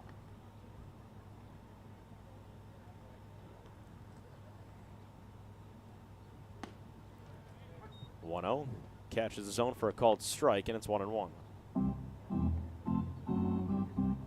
Now going back to the umpire thing, I think what it could have been is a missed gesture. Maybe. 1-1. Cut on it. Missed by Fleck, and he's behind 1-2. There was a bug that came up, and he had to swat it away, and it just so happened to look like you're gone, right? Although maybe I'm just trying to cover his butt here. 1 ball, 2 strikes. Here's the 1-2. Misses away. And Flex get the count even at 2 balls and 2 strikes. Man, this is baseball. You gotta stop thinking. This is have fun. Well, I think at one point or another we'll eventually find out what happened. As the 2-2 skied in the air down the right field line, this will be foul. Count's going to remain even. 2 balls and 2 strikes. We'll have that conversation with someone and say, so what happened? What unfolded? And they'll tell us. And then we'll forget about it before tomorrow's broadcast. Absolutely. And then 2 weeks from now, we'll be like, oh, yeah, remember that? Guy got ejected that one time? For our 34th Prospects game of the year. Here's the 2-2. Grounded right back to Kneifel. It's over his head. Baker trying to cover it short. Quick throw to first. It is in time. We're out number 1. What a play by Michael Baker coming over from short to make a quick throw in the first out here in the 3rd inning. Yeah, not an easy play like that. Just a high chopper over Kneifel's head, and Baker charging hard makes a good play. Now batting the shortstop, he's a playmaker. Valdivia. As a reminder, Moo fans, if the Moo turn no play, all food and drinks are $1 off. So 1 out for Mike Valdivia. He worked a walk his first time to the plate. First pitch, grounded onto Aguirre at second, right underneath his diving glove. And it's a 1-out single for Mike Valdivia. Turns it over to Avery Moore. Number 8, Avery Moore.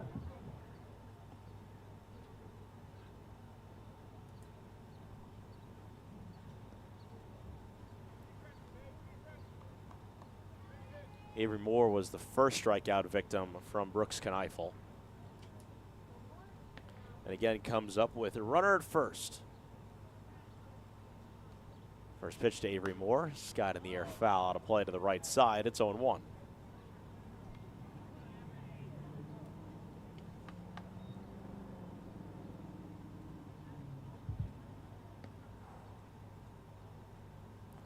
The ball's 1 strike, leading off over at first, Valdivia.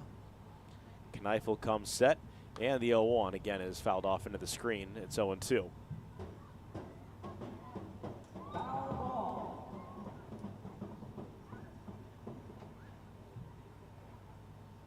This game already going longer than the one last night. The shadows are already playing a factor.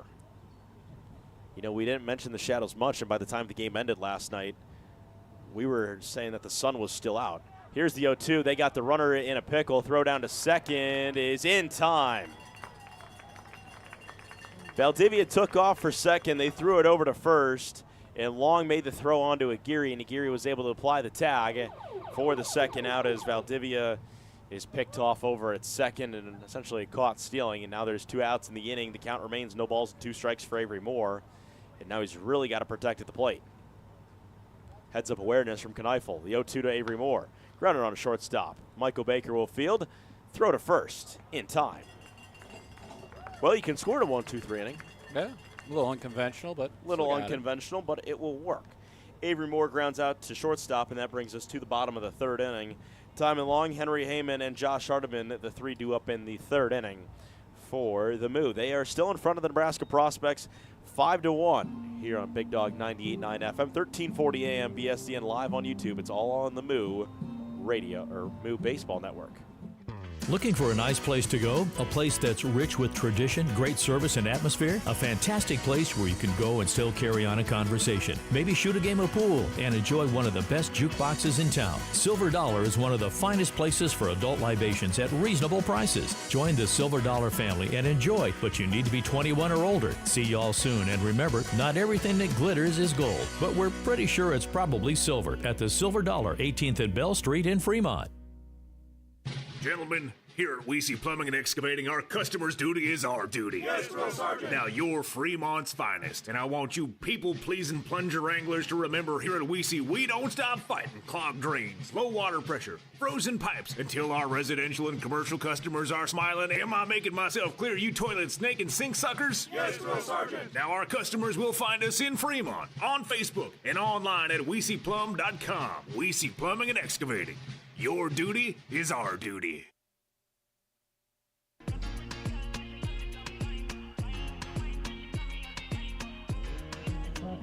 Take ourselves to the bottom of the 3rd inning, and a new pitcher is on the mound for the Prospects, and it is a lefty. He goes by the name of Charlie Mosser, originally from Lincoln, Nebraska, attending Northwest Missouri State. This pitching change is brought to you by The Door. Ice cold pitchers are yours for a great price. The Door, Fremont's newest brunch location, 9 to 1, Saturday and Sunday. That also closes the line on Nathan Anderson, who only went 2 innings tonight for the Prospects, giving up 5 runs. They were all earned on top of 5 hits. Only walked 2 batters and struck out 1 batter, but that pitch count got up there a little too quickly for him as he really struggled to get guys out and got hit around hard in that first inning, allowing the 5 runs and leads to that early exit. Yeah, I don't think he was bad. I mean, he was throwing strikes. It's just the Moo team coming off the road trip, swinging a good bat all around, and you know, they were fighting off things, you know, left and right down the foul lines. Eventually, at some point, you know, you throw something that's a bit too good for him, and kind of what chased him out of this one. So it brings up Time and Long. His first time to the plate, he got hit by a pitch. Watched him during batting practice, and we said this earlier. Pure swing. A lot of power in that bat. Jason Clark and I had the conversation, and he just said it looks so effortless for him at home plate. He said back in 2023, there were multiple times, the first pitch misses high and away on him for ball one from the new pitcher, Mosser. Multiple times. He'd come up during batting practice, 5 for 5, 5 home runs. Just a clean round from him. Here's the 1-0. Long fouls it off to the right side. The count is even, 1 ball, 1 strike for him.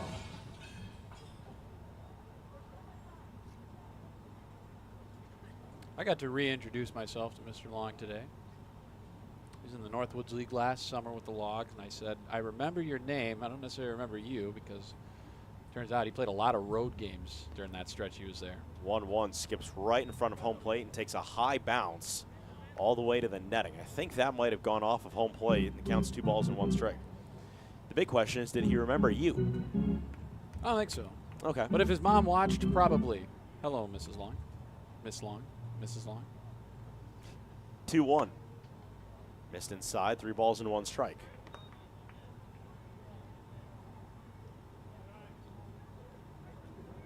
But yeah, I told him that, I'm like, you remember Jake's older brother? And he's like, yeah. I'm like, yeah, well, his brother plays for this team. 3-1 on a line down the left field line. A little early, is it is a rocket foul. You know, try to get everybody to start mixing with each other, you know, fresh off the boat. Mixing the pot in a good way. Exactly. Not mixing the pot in a bad way. Like an evil witch. Ah. 3 balls and 2 strikes. Here's the 3-2 to Long. Grounded right back to the mound, just past the reaching glove of Mosser. Throw to first is in time from the shortstop Valdivia. Long grounds out. 1 away here in the bottom of the 3rd inning for Henry Now Heyman. coming to the plate, designated hitter number 16, Henry Heyman. But a good game plan makes all the difference. And baseball and health, in health, Methodist Fremont Health is here to help you stay in the game with expert care, wellness support, and services for every stage of life.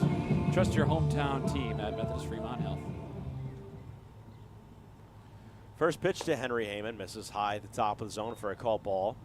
Got his 2nd hit of the year in the 1st inning with a single that he came around to score on thanks to the RBI triple from Nate Wachter. 1-0 to Heyman. Skies this ball foul over top of us. This will go out of play. Kozad watches it fly out of play as well. The count's even 1-1. Bobby Essling, Cooper Lipsky with you on a Tuesday evening here from Fremont. One of the nicer days we've had in Fremont in quite some time, where it's not unbelievably hot. Count is even, 1 ball, 1 strike. Here's the 1-1 to Heyman. He fouls it off to the right side. Now it's 1-2. You know, everyone asks me, because I wear long sleeves all the time. You ever hot? Yeah, of course I am. But I just try to work around it. I work around it by wearing Hawaiian shirts. Yes. 1-2, called, strike 3 on the outside corner. Heyman gets rung up, and it is the first strikeout for Charlie Mosser and the 2nd strikeout for the Moo Bats. Brings up Josh Hardiman, who had a 2-run RBI single, scoring the run of Semi Aguirre and Timon Long back in the 1st. Comes up with 2 outs here in the bottom of the 3rd. You know, you wear the khaki shorts, the Hawaiian shirts, the very light button-up shirts and polos. As the first pitch missed on Hardiman for a called ball. It's 1-0. And I'm the conventional black pants and long sleeve. 1-0. Hardiman down the right field line. This will go foul. The count's even, 1 ball and 1 strike. But here's the thing. What you're wearing, you know, you could wear it when it's like 30 degrees, but it's not going to keep you very warm. No. What I'm wearing, in case, for whatever reason, tonight Fremont drops down to -20, you'll be ready. I'll be ready. And everyone's going to, you know, look at me then. 1 ball, 1 strike, misses low. It's 2-1. Granted, is it going to keep you perfectly warm? No, but it's just comfortable. 2 balls and 1 strike. 2 outs here in the bottom of the 3rd inning. Here's the 2-1 on Hardiman. It's going to miss inside from Charlie Mosser. 3 balls and 1 strike. Some of the shadows covering the field are just simple trees on the middle infield. 3 balls and 1 strike. The whole outfield is covered in sun. 3-1 to Hardiman. Fouled off to the left side down third baseline. McGonigal stops it with his foot, and the count's going to remain 3 balls and 2 strikes.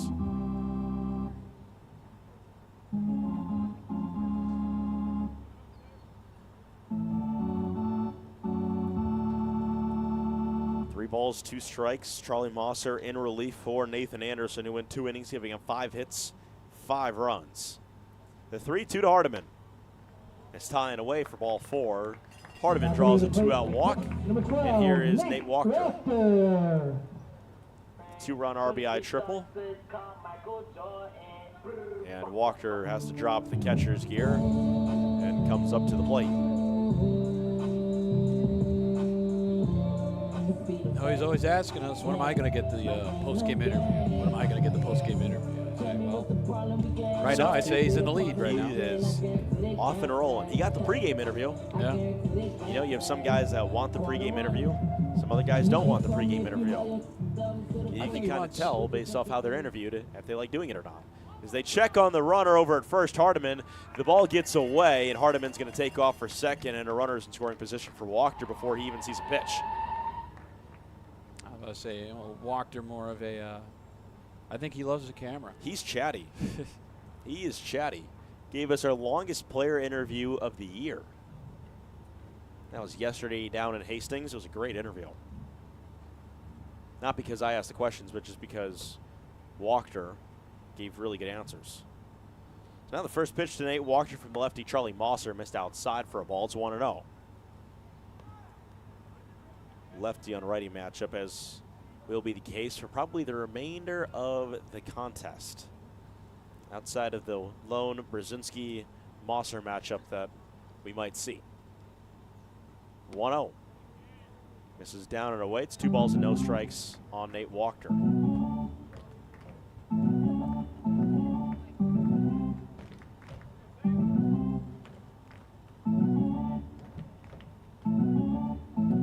No strikes. Here's the 2-0 to Walker. Skies this thing down the right field line, hooking foul, and will land in foul territory for a long strike 1.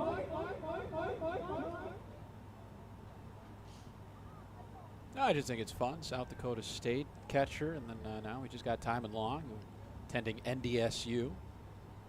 The Summit League. The Summit League rivals. 2 balls, 1 strike with 2 outs here in the bottom of the 3rd inning. Moo looking for another run to extend the lead to 5. Here's the 2-1. Walker, high grounder onto shortstop. Fielding it is Valdivia. Jump throw to first is not going to be in time. Walker reaches safely, and runners are at the corners for Brendan Floyd. Walker has really good speed as a catcher, and it being a high chopper to almost the third base bag. Valdivia has a lot of ground to cover, and he's able to field it. And it was a close throw on to first, just not close enough. As the little kid is back, and he's talking to Dunham. Dunham, man of the people. He's talking to 2 little kids over there. Just got dabbed up. First. Just dab him up. First pitch to Brendan Floyd. It's a called strike on the outside corner, 0-1. It's always an interesting feeling when you have a little kid come up to you, and they don't really know who you are, but they know you're not a player, but they see you around players. As the 0-1 is going to skip into home plate. Here comes Hardiman. He's going to be out. It was a massive, massive bounce that came into Kozad, and it went right to him. And when that happened, Hardiman's off and running, as he probably should be.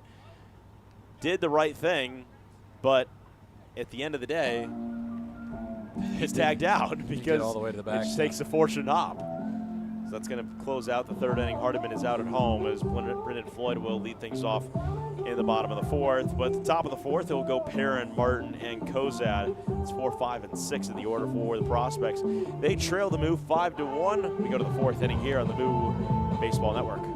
Lincoln Premium Poultry is excited for Fremont Moo baseball this summer. Hey, you're looking for a new opportunity? You can hit it out of the park with a job at Lincoln Premium Poultry. With a fantastic culture, great pay and benefits, and room for growth, Lincoln Premium Poultry is one of Fremont's best destinations for summer fun and employment. Just go to LincolnPremiumPoultry.com right now and check out all the job opportunities available. We target cancers with precision technology. We save lives with advanced heart procedures. We deliver exceptional care for the most vulnerable pregnancies. We are Methodist. With a reputation built on generations of trust, our passion is shaping the future with innovative treatments, the newest advancements, and the compassion you deserve. Our greatest impact is your healthiest life. Methodist, the meaning of care.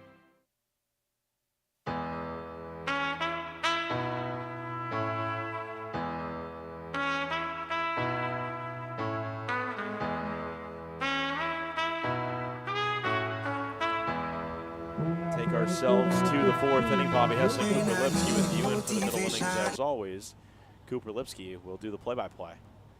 Oh, thank you very much, Mr. Hessling. Jacob Perrin leads us off as he'll hit this one on the ground and through Michael Baker into left. And a leadoff, for now we'll say hit, but we'll see what they decide to judge it on the official scoring. For the rest of that inning.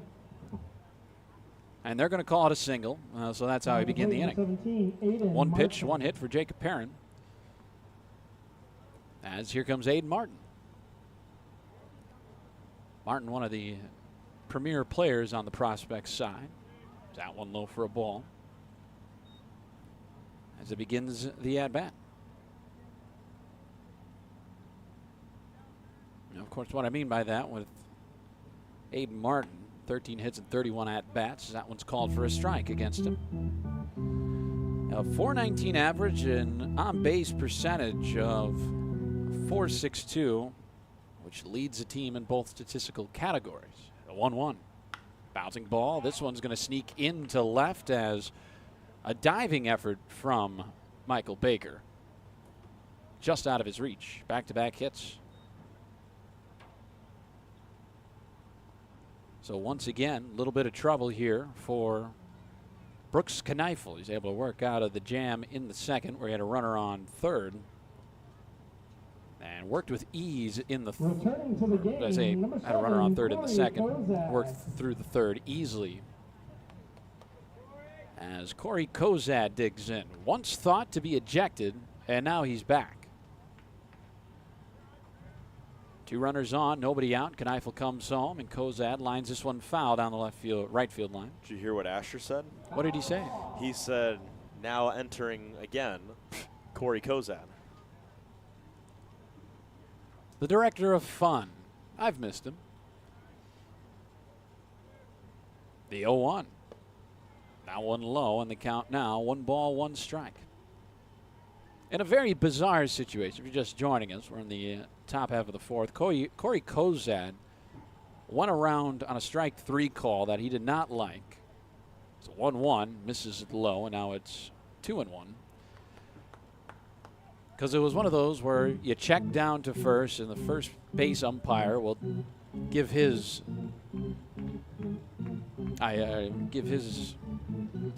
thoughts on the matter. 2-1, hit to the right side. That's 3 hits in a row as they're going to hold up Perrin at third. And the bases will be loaded here in the 4th inning. 5 hits now against Kneifel. Number 14, Finn Hochstein.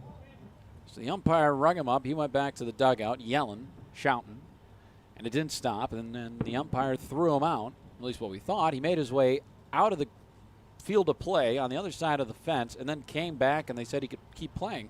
As here's Finn Hochstein. First pitch hit in the air, right field, log run for Brzinski in foul grounds, and that is a foul ball. Just dropped maybe a few inches to the right of the chalk in right field. So a long march back to pick up his bat and dig in. But frankly, one of the most bizarre things I've seen in a baseball game. Oh, absolutely. Where a guy has been thrown out and then he came right back.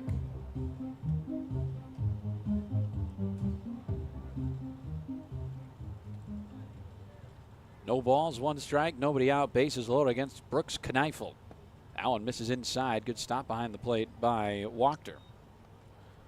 Moo with a comfortable 5-1 lead. Not looking to give up any more.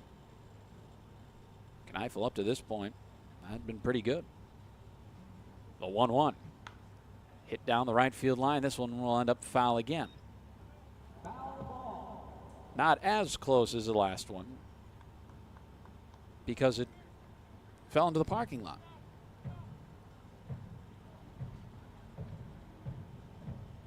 One ball, 2 strikes. Kneifel in the windup as this one hit off the end of the bat, and this one will roll foul towards the prospect dugout.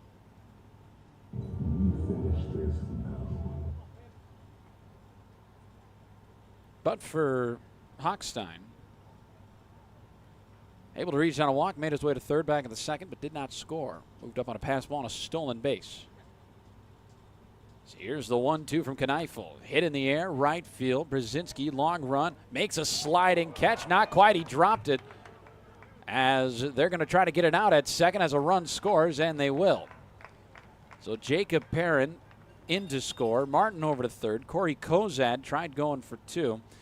And a bizarre 9 now batting the designated hitter number 18, 3 Elijah Russell. to 4. Hochstein on, so I think that'll go down as a hit for him.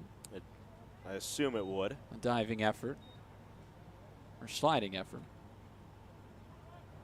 They did score it as a single. Kozad is going to be out at second. 6th hit given up by Kneifel. And the second run. First pitch misses for a ball, I believe.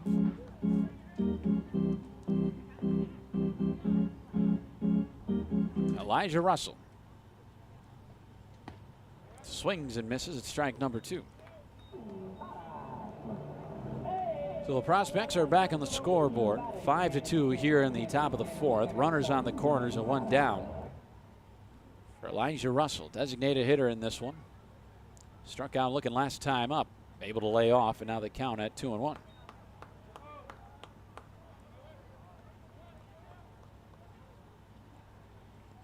Russell attending Southeast Community College. That is here in the state of Nebraska. 2-1. Catches the outside corner for strike number 2, and the count evens off 2-2.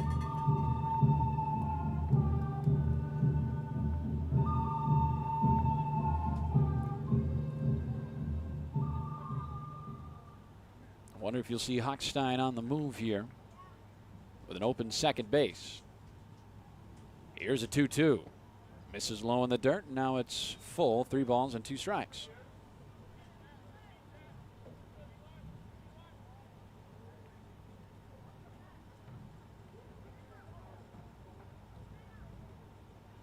Russell looking for any way on, trying to bring home a run on top of that. The 3-2.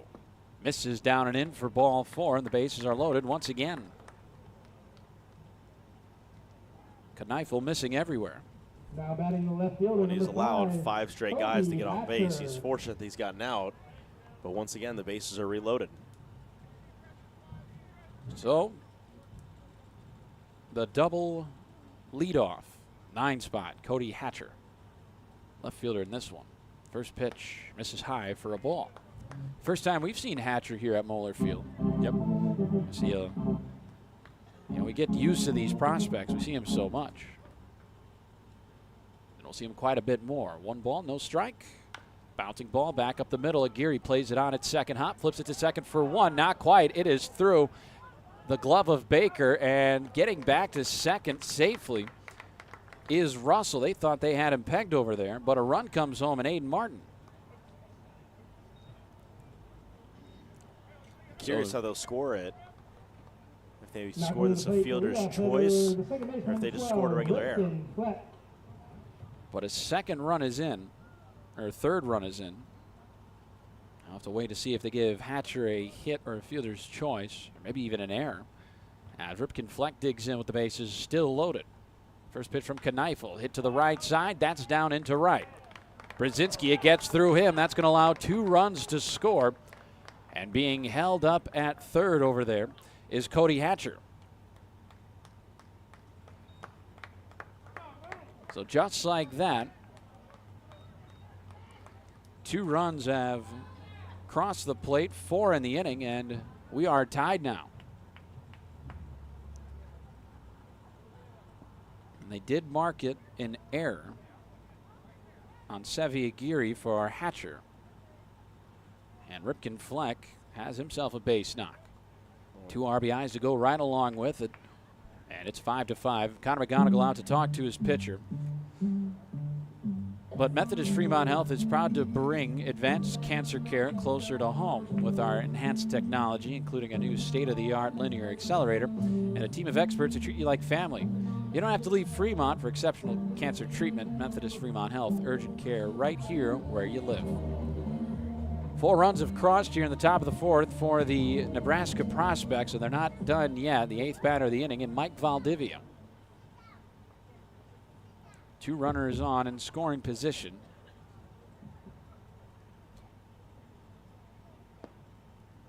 First pitch to the left-handed batting Valdivia is low for a ball.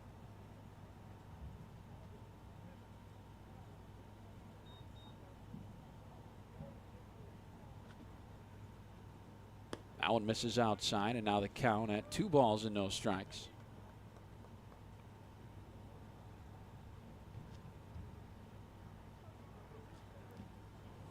Valdivia reached on a single last time up, can give the prospects the lead, and he will. Base hit into right once again. Coming home to score is Hatcher. Throw comes all the way to the plate, and that will allow Fleck to stay at third, but another hit and another run. Center fielder number 8, Avery Moore. And now the prospects have a 6-5 lead. There's somebody down in the Moo bullpen getting loose. Can't necessarily see who it is. Has a number 9 spot of the inning. Avery Moore in the 3 spot in the lineup. Watches the first pitch outside for a ball. You know, and Brooks is typically that low ball pitcher, and he's throwing the stuff in the low part of the zone like normal. The problem is the prospects are reading it really well out of his arm, and are just placing it into spots. This one hit back up the middle. Baker fields it on a knee, flips it to second for 1. Aguirre to first, and that'll do it for the prospects here in the 4th inning. But the prospects take the lead, 5 runs. Think about it, it happened so fast. We didn't really get it deep into too many counts there for Kneifel, but he's out of the inning. Damage done. Prospects up by a run. We go to the bottom half of the 4th here on the Moo Baseball Network. Looking for a nice place to go? A place that's rich with tradition, great service, and atmosphere? A fantastic place where you can go and still carry on a conversation. Maybe shoot a game of pool and enjoy one of the best jukeboxes in town. Silver Dollar is one of the finest places for adult libations at reasonable prices. Join the Silver Dollar family and enjoy, but you need to be 21 or older. See y'all soon, and remember, not everything that glitters is gold, but we're pretty sure it's probably silver at the Silver Dollar, 18th and Bell Street in Fremont. Gentlemen, here at Weesey Plumbing and Excavating, our customer's duty is our duty. Yes, Drill Sergeant. Now, you're Fremont's finest, and I want you people-pleasing plunger wranglers to remember here at Weesey, we don't stop fighting clogged drains, low water pressure, frozen pipes, until our residential and commercial customers are smiling. Am I making myself clear, you toilet snake and sink suckers? Yes, Drill Sergeant. Now, our customers will find us in Fremont, on Facebook, and online at WeeseyPlum.com. Weesey Plumbing and Excavating. Your duty is our duty.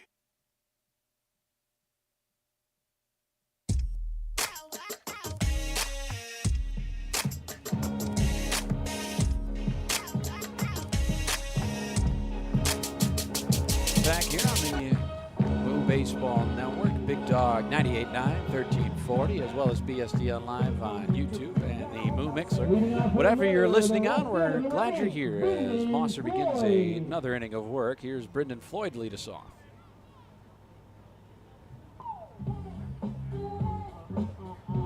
Floyd struck out swinging his last time up. He was at the plate when the 3rd inning ended. That's right. Swing and a miss, strike number 1. That's kind of the beautiful thing about it. If you're down 0-2, you get a refresh here.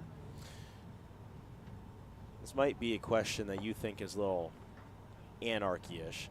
Do you think that that one's in there for a called strike and Floyd down at the count 0-2? Let's say, you know, that ball skips into home plate. It's a 1-1 count. We go to the 4th. Should the count be 1-1 when Brendan Floyd comes back to the plate, or should it be 0-0? The 0-2 hides in the hayloft for a ball. I think it should just reset, you know. Because I find that interesting. Yeah, I'm sure that at some point somebody asked that same question. And then probably another gentleman back in the olden days of baseball, the pioneer years, said, well, sir, I think it should just wipe. He says, why? Because it's a new inning, is it not? 1-2, called for strike 3. Floyd goes down looking. That'll be the first out of the inning. Second strikeout for Mosser in this one. Jacobson. I mean, yeah, it's fair. It makes sense. It's one of those things you like to think about. Oh, yeah, you know, you're always question everything, especially about the game of baseball. How else are you going to learn? Tanner Jacobson. I mean, there are some people, you know, take questioning everything to the extreme, you know. Believe that the earth is flat, that we never went to the moon, dinosaurs don't exist. First pitch called for a ball, and then now it's 1-0 to Jacobson.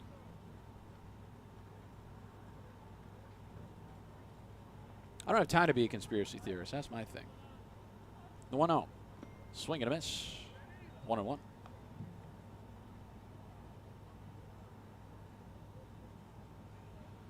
So Mosser, with 1 out in the inning, able to get Brendan Floyd striking out looking as Jacobson puts this one foul down the third base line. I think, well, he didn't leave the box. I think he thought that hit him off the end of the foot.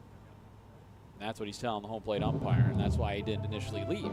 Yeah, because that took, again, a relatively high hop and then had enough spin on it to drift foul.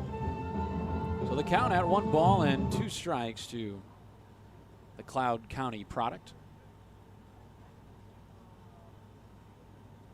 Let's see what he can do here. 1 ball, 2 strikes, 1 away. The pitch home. Breaking ball. That looked like a strike from up here, and that it is. Back-to-back strikeouts looking for the Moo. Third strikeout for Mosser in this one. Now batting, and here comes right fielder number 14, Kaden Brzinski. Brzinski, right fielder in this one.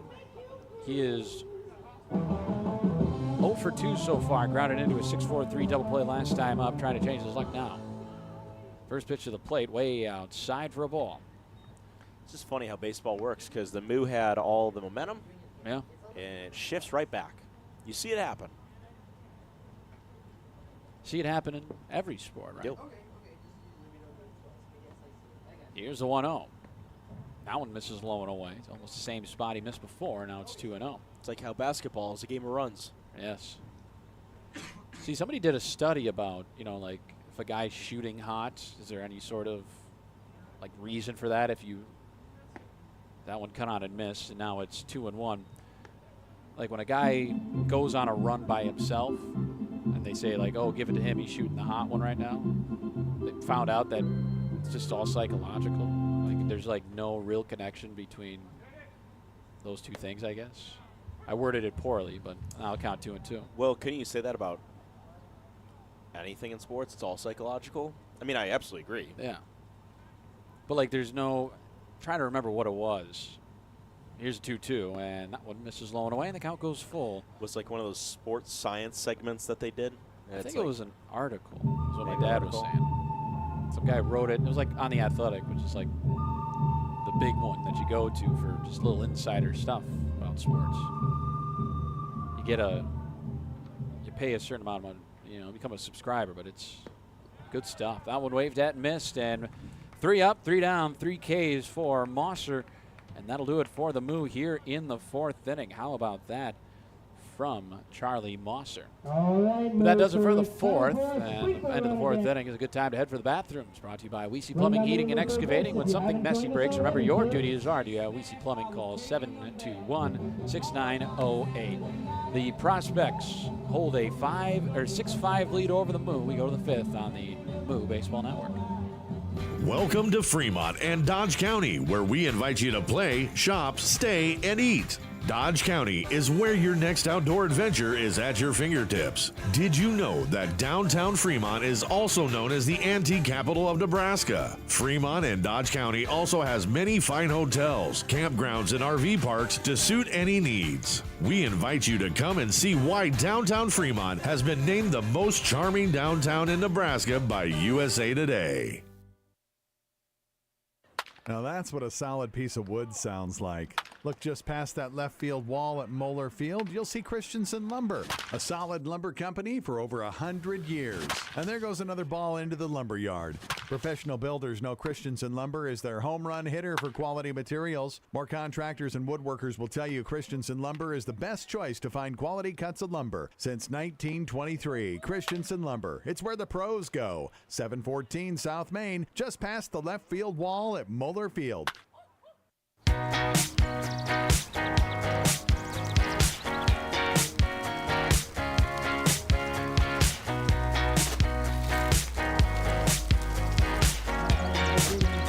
Here on the Moo Baseball Network, Big Dog Country 98.9, 1340, BSDN Live on YouTube, as well as the Moo Mixler.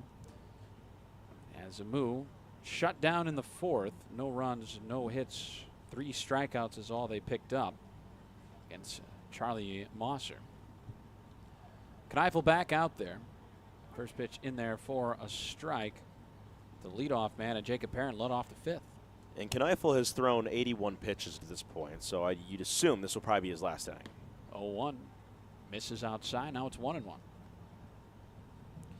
I mean, it's almost a perfect reflection of the Moo's first inning and that last half inning for the Prospects. This one's fouled back 1-2.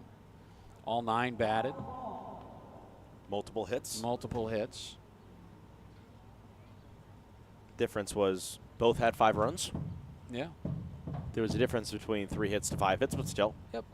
1-2. Called for strike 3, and that'll do it for Perrin in his leadoff at bat here in the fifth.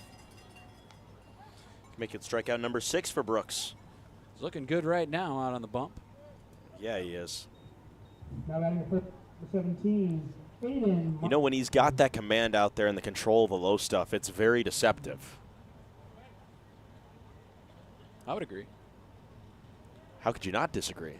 Or how could you not agree? That's what I was looking he's for. our guy. That one way outside, and that'll be ball 1 to Aiden Martin. Biggest smile when he walked in today. He said, "Coop, I've missed you." And then the next thing he said was, "Where's Bobby?" Like, I've missed you too, Brooks. This road trip would have been amazing with you there, buddy. I went outside, and now it's 2-0. It was a fun road. It was a very fun road trip. Never been to Wyoming, and you know, I feel like there will be a part of me for a while. And you walked out. 2-0. Hit to the right side, and that's through for a base knock. Aiden Martin picks up his second hit of the night. You know, you left Wyoming, and it feels like you left with a present. Exactly. That's the thing. You know, it's Still here in batting, number 7, like I could Corey strap it Kozak. to like a rod and just wave it around like I made it here in Wyoming. You can plant it in the ground. The So flag, everybody knows. The we can flag. Throw it up. Exactly. Everyone That's- knows. Yeah. So here comes Corey Kozad. First pitch from Kneifel. Misses outside for a ball. You can plant your flag that you were in Wyoming. Exactly. When I get back home and it's a beautiful Wisconsin, I'll say, this is my flag that I got in Wyoming. The 1-0. Called for a strike, and it's 1-1. Everybody clap your hands. Corey Kozad had himself a base knock back in the fourth. Part of that long inning. Here's a 1-1. Called for strike number 2. And Kneifel looking for strikeout number 7 here.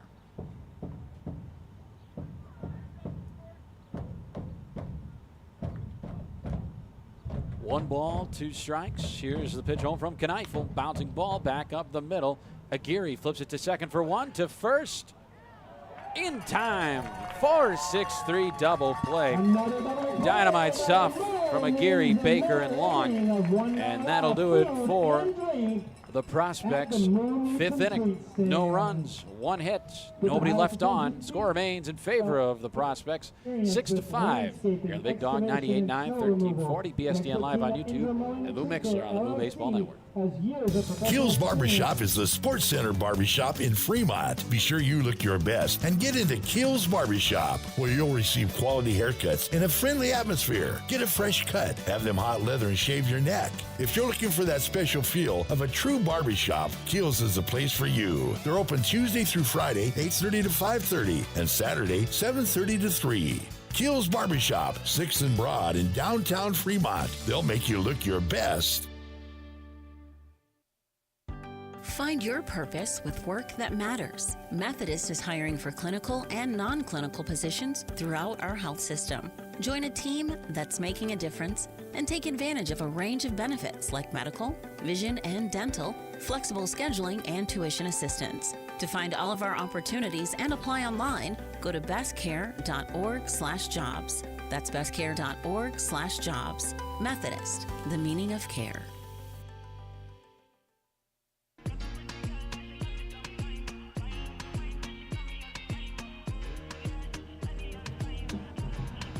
Back here on the Moo Baseball Network, Big Dog 98.9, 1340 AM, as well as BSDN Live. As the Moo went 1, 2, 3 in the bottom of the fourth, all of them strikeouts, as Charlie Mosser was on his stuff, and we'll see if he continues through. I mean, yeah, you go back that fourth inning, just amazing. You know, third inning, he's trying to find the field, found the field, and is just gone out, and it's like, boom, strike you out. 4 strikeouts to 2 innings for Mosser to this point. So he'll have to face the toughest part of the order in Sevi Aguirre, Michael Baker, and a man we're hoping that can hit the ground running time and long. Obviously for him, you know, asked him during batting practice, got to know him a little bit. Yeah. Not well, but enough. And first pitch hit back up the middle into center field, Sevi Aguirre. It asked Timon, and I said, not swung a bat in a while? You know, I was told that you're supposed to be this big bad hitter, and he said, no, it's been a little bit. I've been focused on lifting in the gym, so yeah, looking for the strength. I'll tell you what, that strength is here. That's what we're hoping for. I mean, if you get 2023 Timon Long and Henry Heyman back in the lineup again, turn back the clock, it'll be deadly. Both those guys combined, 18 home runs. Michael Baker watches the first one low for a ball. Baker 0 for 2, does have a sac fly RBI in this one.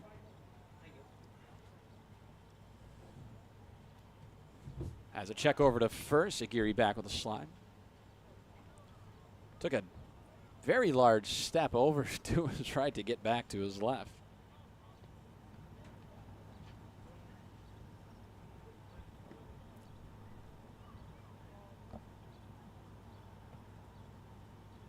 One ball, no strikes. Another check over to first. Here's Mosser trying to get a man with a pickoff move. Him being a lefty makes it a little bit more tougher to read, and they'll do it again. And Aguirre, once it again is back, and fans going to let him know that they want to see some baseball. Even Colby making the sounds over there. Oh, don't make that face, Colby. Don't do that. Look forward. One ball, no strikes. Here's a pitch. And Baker hits this one out of the ground to the third baseman, Hawk side. Fires it to second for one, to first. Not in time. Baker runs too well. Will be the first out of the inning. Now coming to the plate, the first baseman, number 39, Timon. And for how long it took that play to develop, you knew that Baker was going to be safe at first. He's got too good a speed. Yeah. Plain and simple. Covers a lot of ground there at short. 90 feet. What's 90 feet? Huh? What's 90 feet to a guy like him, right? He's 90 too quick. feet. I don't know. Probably a little bit shorter, right? You'd think. Cut on him, miss for a strike. 60 feet? I don't know. Like, do you think softball field dimensions? My reason of thinking here is like Usain Bolt, right? He looks at like the 100 meter. Another check over at Aguirre. He's back safely. That was Baker. Baker, my apologies. Another check over, well, first check over at Baker in this case. But like, if you were to foot race Usain Bolt, something shorter than that, I mean, that's probably a cakewalk for him. On outside, 1-1. I'm saying for Baker, runs so fast, 90 feet. Doesn't feel like 90 feet. Now, if you ask him to run 190 feet, then yes, probably feel a little bit more. Here's time and long, 1-1. Fouled off, going after Jason Clark over there. And it ricocheted to Nikolai Weedy. Made the throw. And he wants a new baseball. So Weedy, I mean, it was so nonchalant. It fell off into the, I think it hit off the back wall, and it came back, and Weedy grabbed it. I believe it was Weedy. I could be mistaken. I couldn't tell if it was Weedy or Vincent. 1 ball, 2 strikes. See what time and long can do here. First pitch, or another pitch, fouled off of his foot. Remains at 1-2.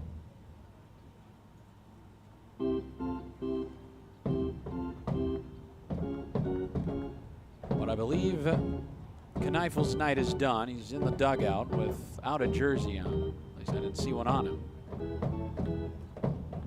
He does have the undershirt he typically wears with the little turtleneck turned up. 1 ball, 2 strikes. Time and long looking to get on. Here's the pitch.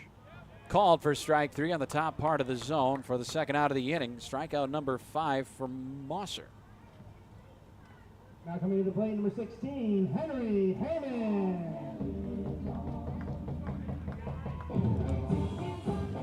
So here comes Henry Heyman.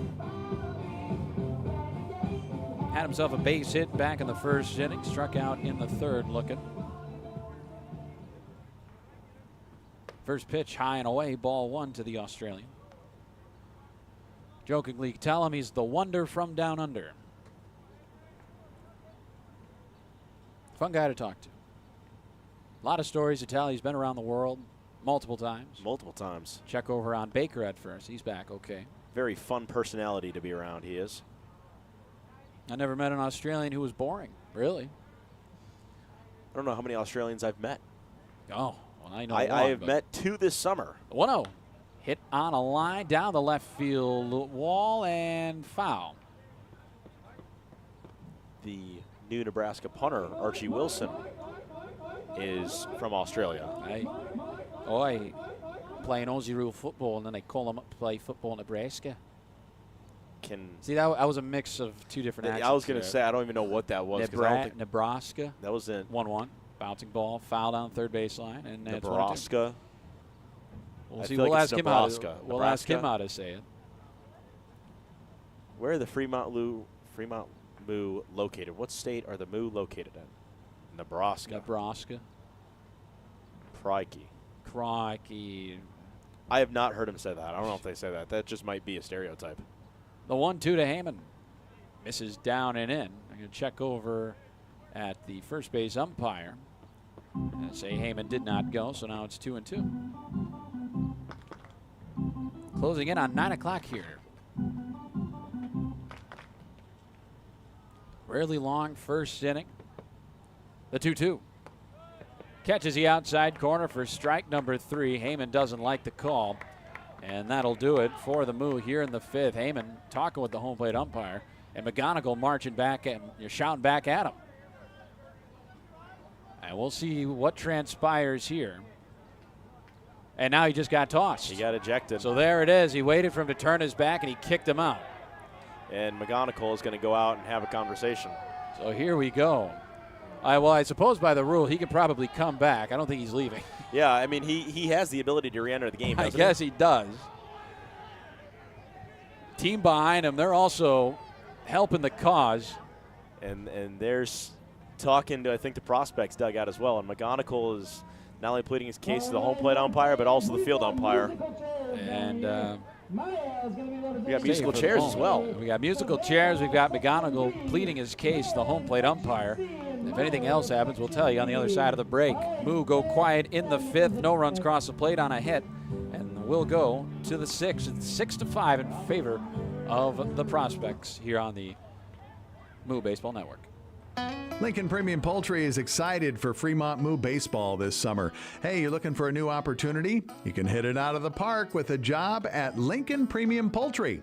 With a fantastic culture, great pay and benefits, and room for growth, Lincoln Premium Poultry is one of Fremont's best destinations for summer fun and employment. Just go to LincolnPremiumPoultry.com right now and check out all the job opportunities available. target cancers with precision technology.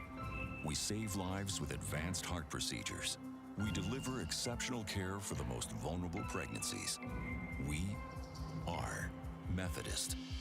With a reputation built on generations of trust, our passion is shaping the future with innovative treatments, the newest advancements, and the compassion you deserve. Our greatest impact is your healthiest life. Methodist, the meaning of care.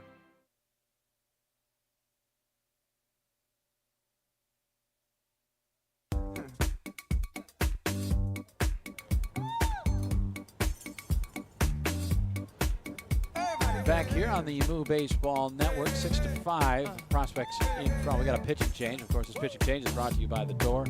Rice Bowl pitchers are yours for a great price. The Door, Fremont's newest brunch location, 9 to 1 Saturday and Sunday. I'm Kribolewski. Bobby Hessling has the numbers on Parker Ott. Now this season, Ott is on for his 5th time this season. He's pitching 9 2/3 innings for the Moo. Is 2-0 this season, 2 wins. Has not lost yet. Giving up 6 hits this season, 1 run. It was earned. Has walked 6 batters, has struck out 9. Has hit 2 batters as well. The ERA is a dazzling .72, and the whip is a 1.24. As a 1-0 is going to be fouled off to the right, and the count now at 1-1. So it's good to look at. Those are good numbers. Hasn't pitched too much, but an Iowa Central guy and pretty good down there. The community college circuit, NJCAA, I believe. That's where they reside in. The 1-1 from Ott, up high for a ball. Well, you can close the book on Brooks Kneifel, going 5 innings, giving up 8 hits, 6 runs. 4 of them were earned. Struck out 6 batters and walked 3. Not a bad outing, but that 4th inning just nipped him in the bud. Now one up high, now it's 3-1 for Parker Ott. I mean, you exclude that 4th inning, he's probably still out on the mound pitching. And I mean, outside of that, he went 4 innings, only giving up 3 hits, 1 run, and still struck out 6 batters. That was a good performance out of Kneifel. And that one runs inside, runs to the backstop, and a leadoff walk to Finn Hochstein. First walk dished out by Parker Ott, and his first batter faced. Brings us to the 9 spot, Elijah Russell. Funny thing about Parker Ott. Oh, did I get that wrong? 8 spot.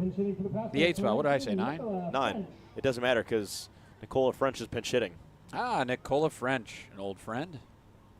Said his name plenty of times last week, and they're going to plunk him between the numbers, 19 on his back.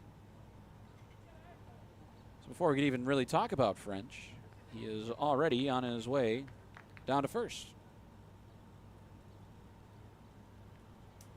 So Wachter is going to go out and talk to his pitcher, but now is a good time to tell you about stroke awareness. In baseball, quick plays win games, and in health, quick action can save lives. When it comes to stroke, every minute counts. Learn to spot the signs and act fast. Face drooping, arm weakness, speech difficulty. Time to call 911. Don't wait. Fast action can mean the difference between recovery and lifelong disability. We also got a new guy batting. Easton Maines. Easton Maines. One guy's name I forgot is fouled back for strike 1. Another pinch hitter here in the 6th inning. 2 runners on, nobody out for Parker Ott.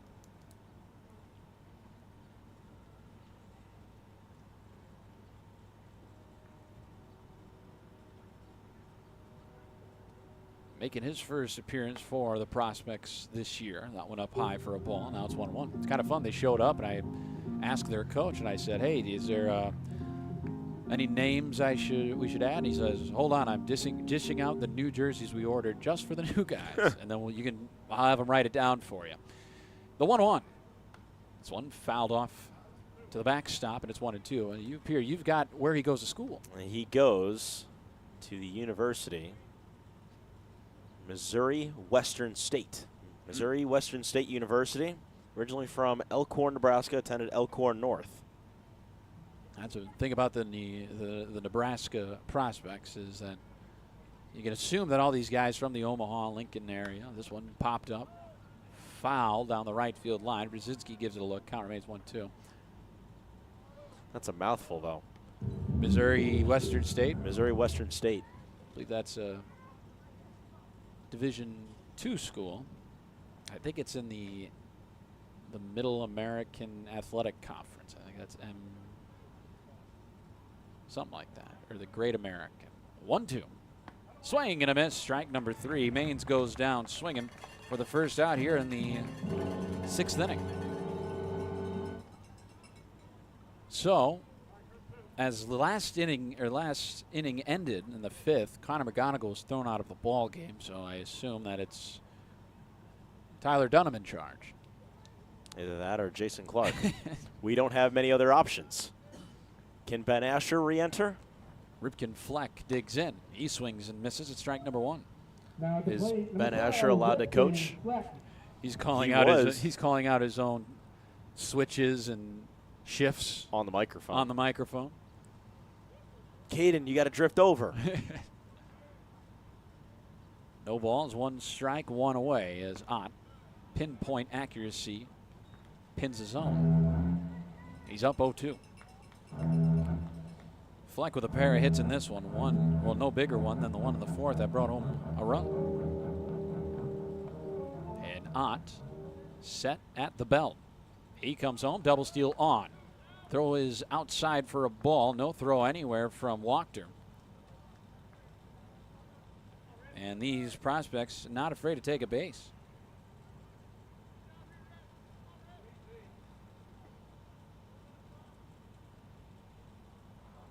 So 2 runners on, a walk and a hit by pitch have put Hochstein and Nicola French on.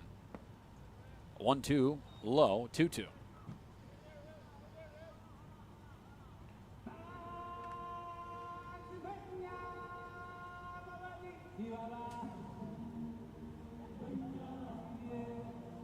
Two balls, 2 strikes. Ott comes home. Swing and a miss. Strike number 3. Back-to-back strikeouts for Parker Ott. And that's 2 away in the inning. Shortstop number 2, Mike Valdivia. So Mike Valdivia, the shortstop, digs in. High leverage situation here for Parker Ott. 2 runners on in a 1-run ball game where the Moo trail. He's got to face back-to-back lefties here. First pitch home to Valdivia. Cut on and miss. Strike 1.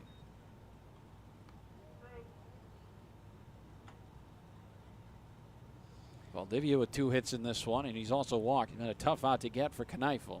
See if he plays coy against Ott. That one high, and now the count 1-1.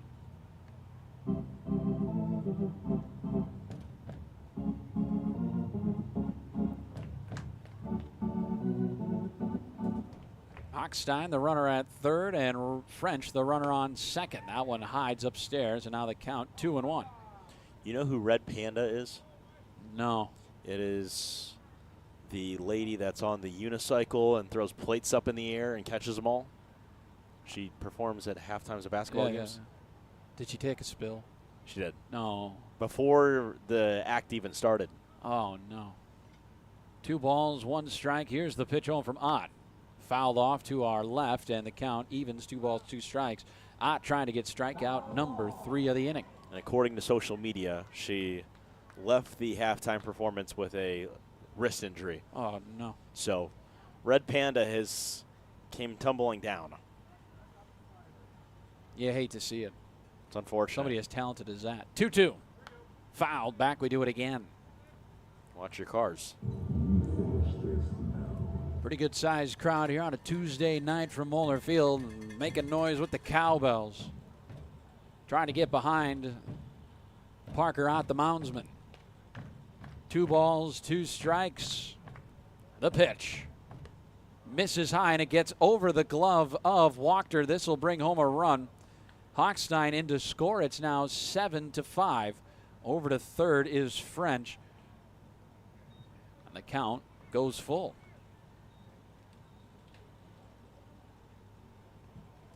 Must have got crossed up there. I think Wachter was thinking low and in. And that one up and away. Valdivia, full count, 2 outs, runner on 3rd, 2-run ball game. Here's a pitch from Ott. Misses low for ball 4. And Valdivia reaches on a walk. Now batting number 8, Avery Moore. Well, Ott's usually on top of it. He showed it with the 2 strikeouts. But with the 2 walks and hit by pitch, you're a little maybe scared of not having his stuff right now.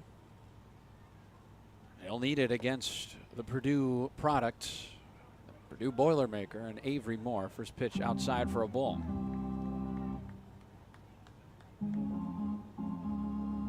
Moore so far is 0 for 3. He's grounded into a double play in his last time up. Off the pitch and running down to second is Valdivia. He'll have it easily.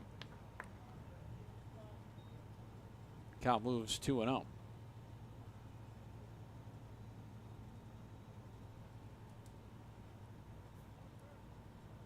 So once again, 2 runners in scoring position.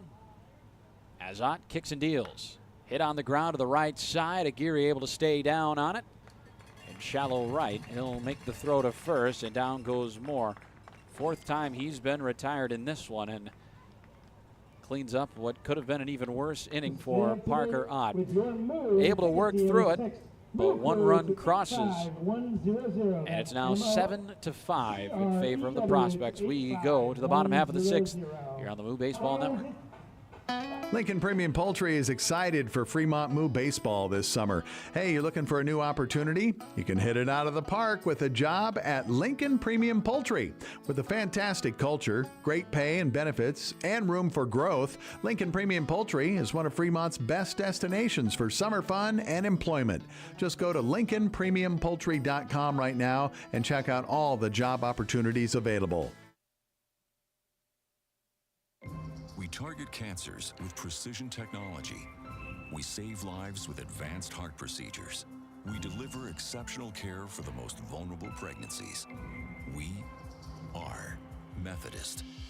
With a reputation built on generations of trust, our passion is shaping the future with innovative treatments, the newest advancements, and the compassion you deserve. Our greatest impact is your healthiest life. Methodist, the meaning of care.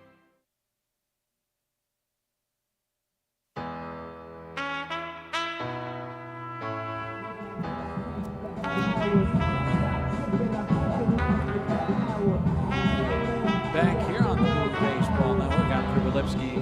He's Bobby Henson. Moo trail 7-5 to begin the bottom half of the 6th inning. McGonigal got ejected in the last inning, so we're trying to find out who's coaching. It's Wes Cunningham. For the time being, he's standing out there, but he needs a batting helmet on. And it's no longer going to be. It'll be Mr. Clark.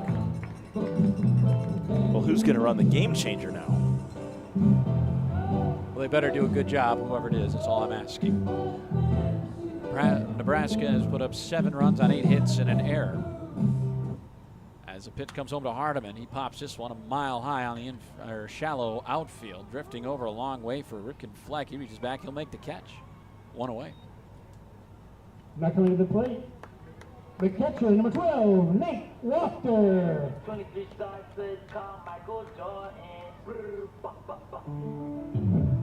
So, Nate Wachter will dig in. Currently says, there we go. So, Easton Maines takes over in left. Despite some of the pinch hitters, that's the only defensive change that we spotted. That one inside for a ball. Trying to see if I can spot who's doing the game changer. We're trying to spot if there's any changes defensively. That one outside, and now it's 2-0 to Nate Wachter. It could be Ben Asher doing the game changer. Could be. I don't know. See if he remembers how to run it, because we got French, who was a designated hitter, and Maines was the left fielder. So I guess that is the only change. 2-0 inside, ball 3 to Wachter. So that checks out. And it might be Mindy Moo running the game changer now. Our fearless leader. One that keeps this machine running. 3 balls, no strikes. Here's the pitch. Inside, ball 4 to Nate Wachter. Only a second walk given out by Moss. Third time he's reached in this one. He's a home run and a double shy of the cycle for Wachter. He is. And he'd have the full cycle. Well, Nick Weedy has gone over. Everybody else trying to figure out, I believe we found the man or woman trying to run the stats. She individual. You have Ben Asher, Mindy Moo Whitting, and Nick Weedy was over there. He has since drifted away. Only so much. Only so many people can How do so many many Moo things. players can run a scorebook? I went outside for a ball to bring up the Pennsylvania Punisher in Brendan Floyd. Maybe just bring it up here and have us do it. You do Are the you scoreboard, I kidding? do the game changer. Boom, boom, boom. Check over to first, back with a slide. That one's going to get away as now Wachter up on his way to second. Picking it up over at first is Martin. He's in foul grounds along the fencing there. And now tying run, or not tying run. Well, he got tying run at the plate. What I meant to say. And it looks like this might do it for Chucky Mosser. He's been able to work through 3 innings. There is action in that Prospects bullpen. And, you know, that's the thing we always talk about with this Prospects side. You know, they usually bring pretty good arms to start, and then it's kind of a who's who in the bullpen. But cover your health bases, especially if you're 50 or older and have a history of smoking. A low-dose CT lung cancer screening can be a game changer. It can catch cancer early when it's easier to treat. Talk to your doctor, see if you qualify. Early detection's key, and it can save your life.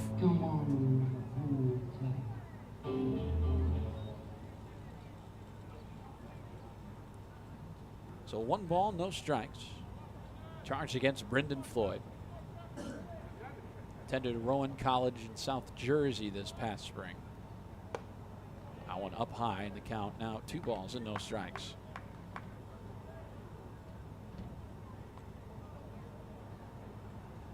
Can't tell who it is, but whoever it is has red socks. Is there someone that stood out on the Prospects that has red socks that we can recall? 2-0. Not off the top of my head. That one I don't. Misses 3-0 to Mosser. So I tell you, that's one thing. I think it's a lefty though. Let's see if that can narrow it down. Prospect logo is quite bland, but I really enjoy the little corn cob logo, the ear of corn they wear in the helmet sometimes, and the light blue and black they usually bust out. 3 balls, no strikes. A pitch home to the left fielder is off the plate. Ball 4. Back-to-back walks. Tanner Jacobson.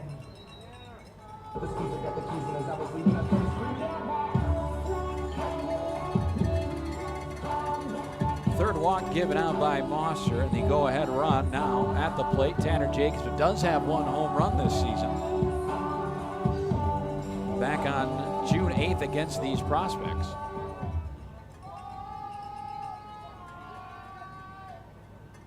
They're trying to get in the head of the pitcher. Chanting ball 5. They do that, but I believe Texas A&M. Somebody's making a lot of noise. Jacobson turned back and kind of shushed them. First pitch of the plate to Jacobson, misses high for a ball. That's ball 6. Trying to find out who's got the cowbell here, making all the noise. I believe it's Jack Harris, who's up and throwing in the pen for the Prospects. 1 ball, no strikes. A pitch home from Mosser. That one's called for a strike. Now it's 1-1. I got a fever. And the only prescription is more cowbell. 1 ball, 1 strike, 2 runners on. Tying run at first here in a 7-5 game. Moo trailing by 2. The pitch from Mosser hit in the air. Right field, shallow right. As Fleck over to it, he'll make the catch, and that'll be the second out of the inning. Now coming to the plate, the right fielder, number 14, Kaden Brzinski. Kaden Brzinski now. Brzinski hitless so far. At this point in the broadcast, we'd say, I think he's due. been up there 3 times. And it'll be lefty on lefty here. Brzinski, I believe that's a new bat he's using. That one up and in for ball 1. He's been using a black bat, hasn't he? I believe so. Now he's got himself a nice tan one. 2 runners on, 2 runners gone. Here's the 1-0. Called for a strike, and now it's 1-1.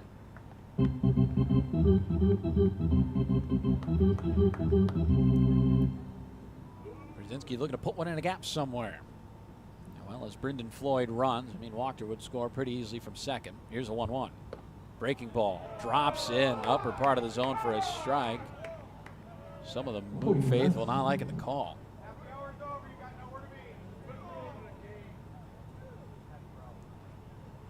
1 ball, 2 strikes, 2 away. Here's a pitch to the plate by Mosser. Cut on and miss for strike number 3, and the Moo threat has been put down. Able to work out of the inning. Mosser picks up strikeout number 6, and that'll take us to the 7th. The prospects still in front, 7-5. Parker Ott back out of the bump. You're listening to Moo Baseball on the Big Dog 98.9, 1340, and the Moo Mixler, and watching on BSCN Live on YouTube, all a part of the Moo Baseball Network. Kills Barbershop is the Sports Center barbershop in Fremont. Be sure you look your best and get into Kills Barbershop, where you'll receive quality haircuts in a friendly atmosphere. Get a fresh cut, have them hot leather, and shave your neck. If you're looking for that special feel of a true barbershop, Kills is the place for you. They're open Tuesday through Friday, 8:30 to 5:30, and Saturday, 7:30 to 3. Kills Barbershop, 6th and Broad in downtown Fremont. They'll make you look your best. Find your purpose with work that matters. Methodist is hiring for clinical and non-clinical positions throughout our health system.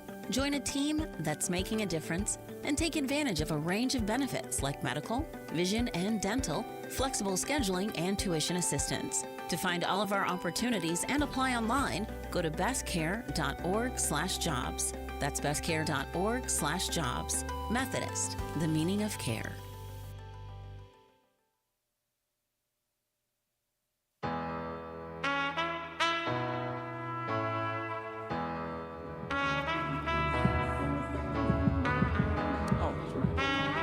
Here on the Moo Baseball Network. Totally forgot. I have to send it to the guy who's going to do the next 3 innings. Bobby Heston. Thank you very much, Coop. We bring ourselves to the 7th inning. We have uncovered the mystery of who is doing the game changer. And to answer everyone's question, it is Lucas Hamza who is doing it.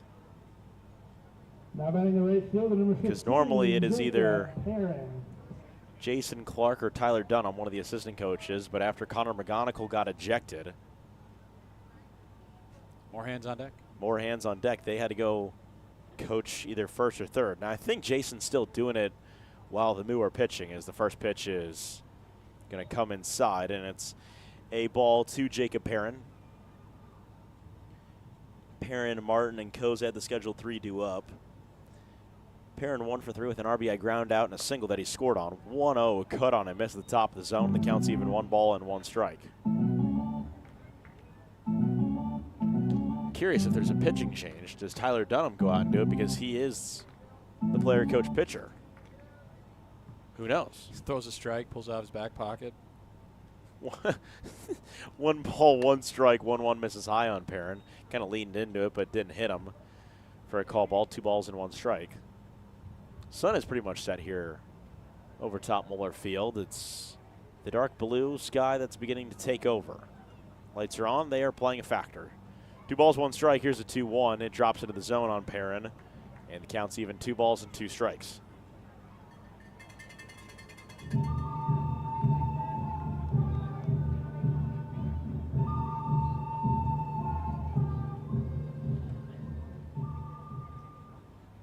Parker Ott comes set, and the 2-2 home to Perrin. Called strike 3 at the bottom of the zone. Another strikeout for Parker Ott. It is his 3rd strikeout of the ball game, and it's the first out here in the 7th. The Moo Arms have just been able to mow down hitters left and right. That's a 9th overall strikeout between Kneifel and Ott. I mean, it was, like we said, it was good outing from Kneifel, and Ott just needed to get settled in a little bit. I think he's going to need the bats to, at some point, get going. Brings up Aiden Martin. First pitch to Aiden Martin is a called strike. It's 0-1.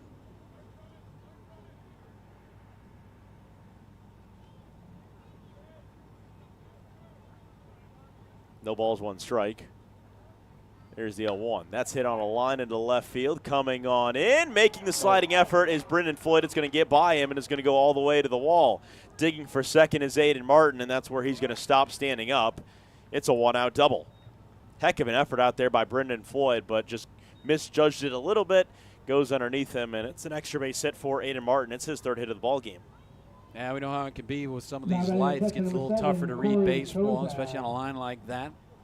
If it's straight up, you know, you don't really have to worry about anything but the sky. But, you know, hits it on a line like that, you're running in on it. You see those lights are pretty tall, but when you're sitting all the way back, they kind of shrink a little bit. They do drop a little bit.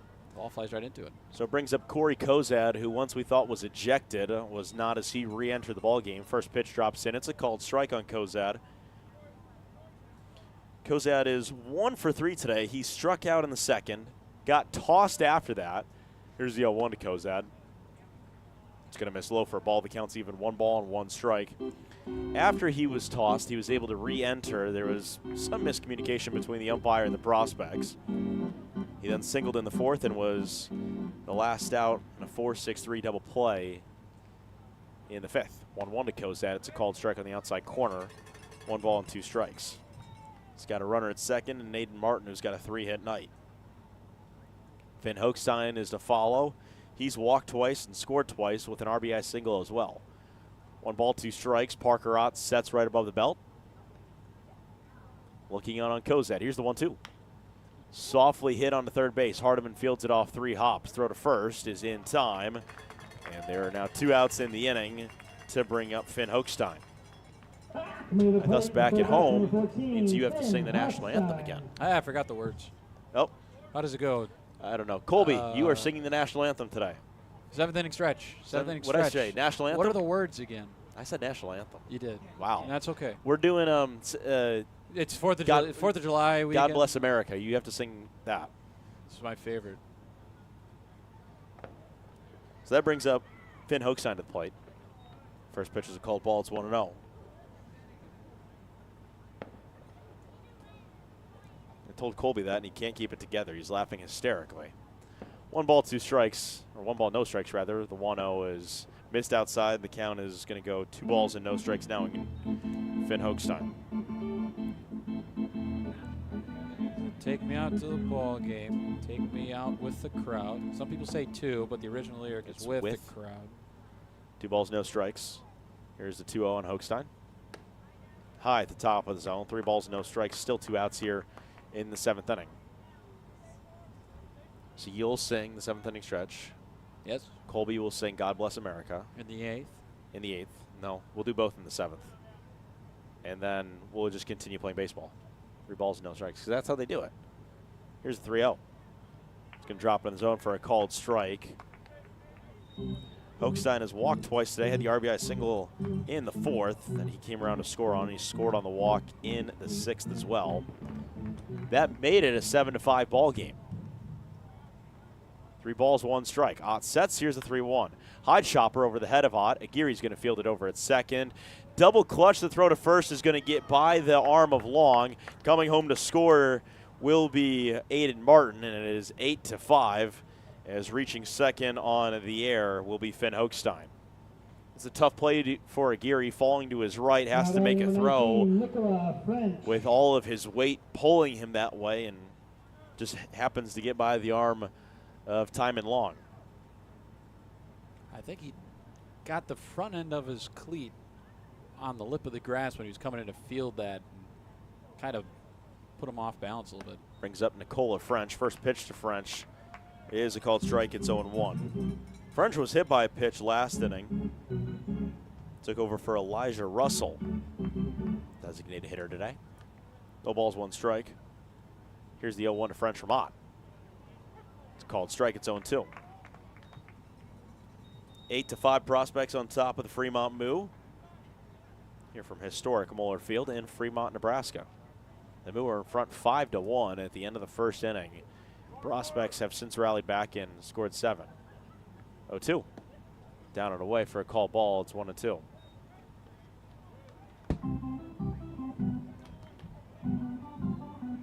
Scoreboard not being your friend right now. No. Right reason to take too long there. 1 ball, 2 strikes.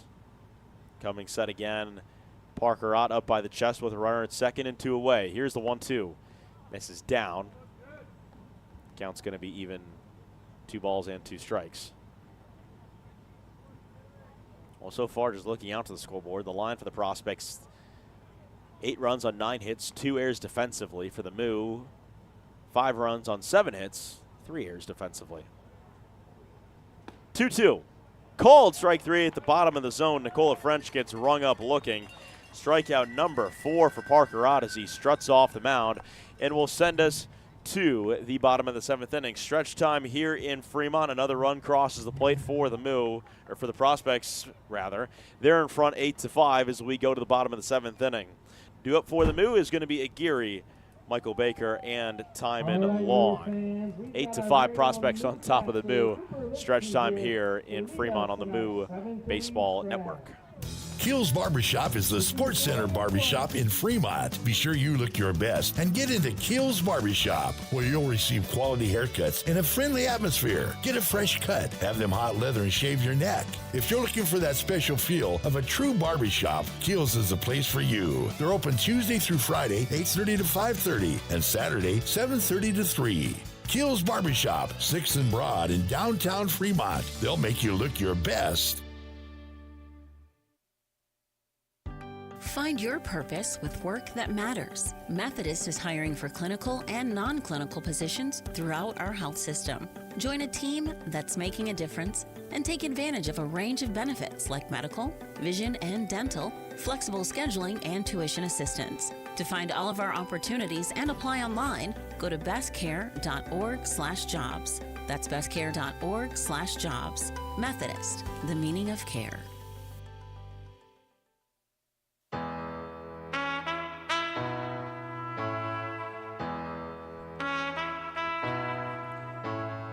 Take ourselves to the bottom of the 7th inning. It is 8-5 prospects on top of the Moo. And a new pitcher is into the ball game as well. It is Jack Harris from North Iowa Area Community College. Yes, that is a real school that I just said. This pitching change is brought to you by The Door, where ice cold pitchers are yours for a great price. The Door, Fremont's newest brunch location, 9 to 1 Saturday and Sunday. So haven't seen much of Jack Harris whatsoever. He's originally from Lincoln, Nebraska. And the lefty comes on and will tap out Charlie Mosser, who just was dazzling on the mound tonight through 4 innings of work. Going 4 innings, giving up 2 hits, no runs, walked 3 batters, and struck out 7. As Harris will face Aguirre, Baker, and Timon Long here in the bottom of the 7th inning. Moo looking for a few runs to at least knot this thing up. They trail by 3, and they've got to do it without their skipper, Connor McGonigal, who was ejected after the 5th inning.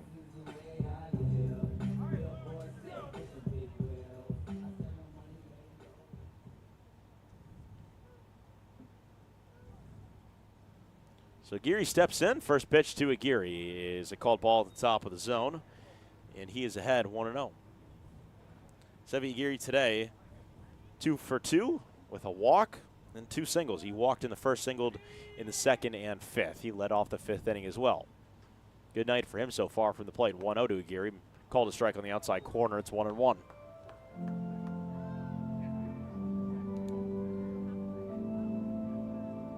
If there's any guy you want to get a rally started, probably be the guy with 2 hits, part of a 9-game hit streak now. Probably this part of the order. That's part of the order right here. 1 ball, 1 strike. Misses outside on Aguirre. It's 2-1. That's the thing. A new pitcher back out on the mound. See what he's got. And for Harris, he didn't pitch at all in the spring for North Iowa area. The Trojans, if you want to say that instead of North Iowa area. They are from Charles City, Iowa. 2 balls, 1 strike. Here's a 2-1. It is a called strike, and it's even at 2-2. See, that's pretty close to Mason City. Waverly just a bit. It's just north of Waverly. You're looking at Waverly, Iowa. Waverly, Iowa. It's on the same row with Waterloo. Just take Waterloo up. Don't go to Waterloo ever. Bad experience. 2 balls, 2 strikes. Drops into the zone for a called strike 3. Geary not happy with it. He's the first out here in the 7th inning. It is a backwards K. It is the first strikeout for Jack Harris and the 9th strikeout overall for Prospects pitching to bring up Michael Baker. Baker today 0 for 2. Had a sac fly back in the first and then reached on a fielder's choice in the 5th. Kozad and Harris are going to have a meeting right in front of the mound, probably making sure they're on the same page signal-wise. I'm going to ask you how many people are in Charles City, Iowa. I want you to guess. Oh, I'm going to say 15,000 as a start. No. You want to play higher or lower? Nor higher or lower. Yeah. Lower. Lower. Lower than 15,000. Because I knew it was going to be lower than Fremont. I'll think. Okay. Announce. I know the number. I'm not going to show you. I didn't look. You folks at home can guess as well on the Mixler. First pitch comes in to Michael Baker. And we incentivize that on the Mixler. If you want to write in, tell us something. You have anything to say? More than happy to see it. If Mixler allows us. 1 ball, no strikes. Sometimes the Mixler just can't really see things. Oh well. Here's the 1-0. Swung on a miss by Baker, and the count is even 1-1. Well, if you have a guess, you can tweet at us. There we go. Well, I have to be at you. It won't be at me. Okay. The official Moo Twitter. You can tweet at Bobby _Hessling3 for an answer. And we'll read it off on the air. 1 ball, 1 strike. What is the population of Central City, Iowa? Please do not look it up. Here is the 1-1. I thought it was going to miss away. It's 2 balls. Charles City? What did I say, Central City? Yeah. Central City's in Nebraska. Charles City, Iowa. There you go. Guess the population of Charles City, Iowa. Less than 15,000, so I'm going to say it's less than 15,000. 9,000.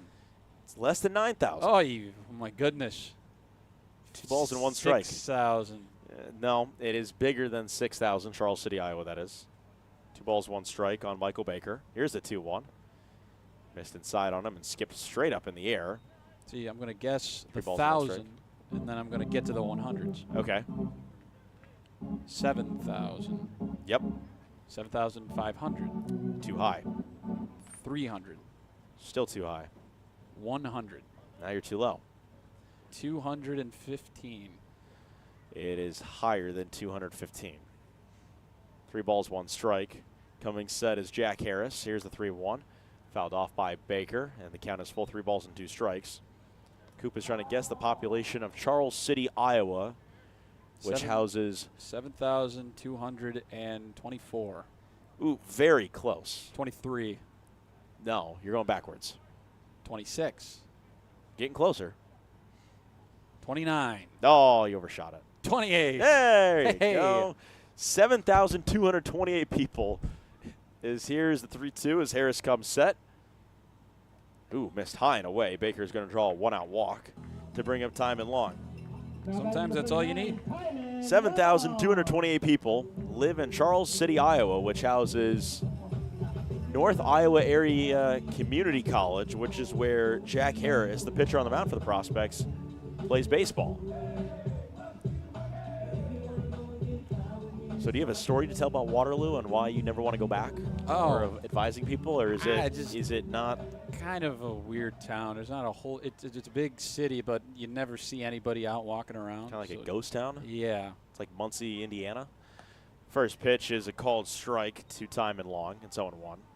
Because I remember we were there in the Northwoods, and I remember going up to the coach, manager, and I said to him, yeah, this town feels a little weird, don't it? He's like, yeah. You ever seen I Am Legend? I'm like, yeah. He's like, looks exactly like that. Like, town's run by zombies. Wonderful.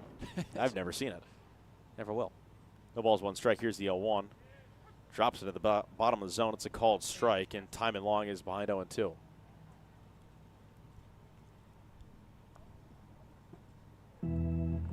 Still one away here in the bottom of the 7th inning. 8-5 prospects on top of the Moo.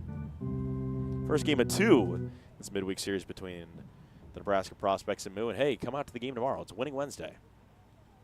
Lots going on at the ballpark. It's going to be red, white, and Moo, but that's red, white, and blue as the 0-2 catches the bottom of the zone and Timon Long strikes out looking. Second strikeout for Jack Harris and the 10th overall strikeout for prospects pitching to bring up Henry Heyman.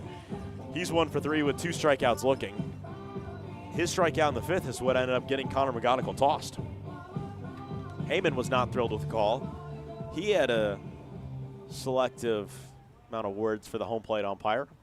But he remained in the game, and Connor McGonigal was not thrilled, and then he was tossed a little after. First pitch is a call ball. It's 1-0. Because, Heyman, seen, work D1 umpires when, he's at Akron. He is at Akron. So I think he's just trying to give him some help, and then he didn't like the help he was given, and then decided to throw out McGonigal. 1-0 to Heyman. On a line into left field. That's a base hit. His second hit of the ball game. Big went by the left fielder of Easton Maines. Heyman's going to slide into second safely. Baker got all the way to third. Might as well count it as a double for Henry Heyman, and it's a 2-hit night for him, and runners are in scoring position. And the tying run is Josh Hardiman at home plate. It's the guy you want up. 3-run ball game. The Hardiman hammer. See what he's got. Hardiman had a 2-run RBI single back in the first, which he came around to score on a little bit later thanks to the RBI triple from Nate Walker. He then walked in the 3rd and popped out to second base in the 6th. Comes up with runners at 2nd and 3rd. Harris, the lefty, sets. Here's the first pitch to Hardiman. It's going to miss down. Good block at the plate by Kozad. And it's 0-1.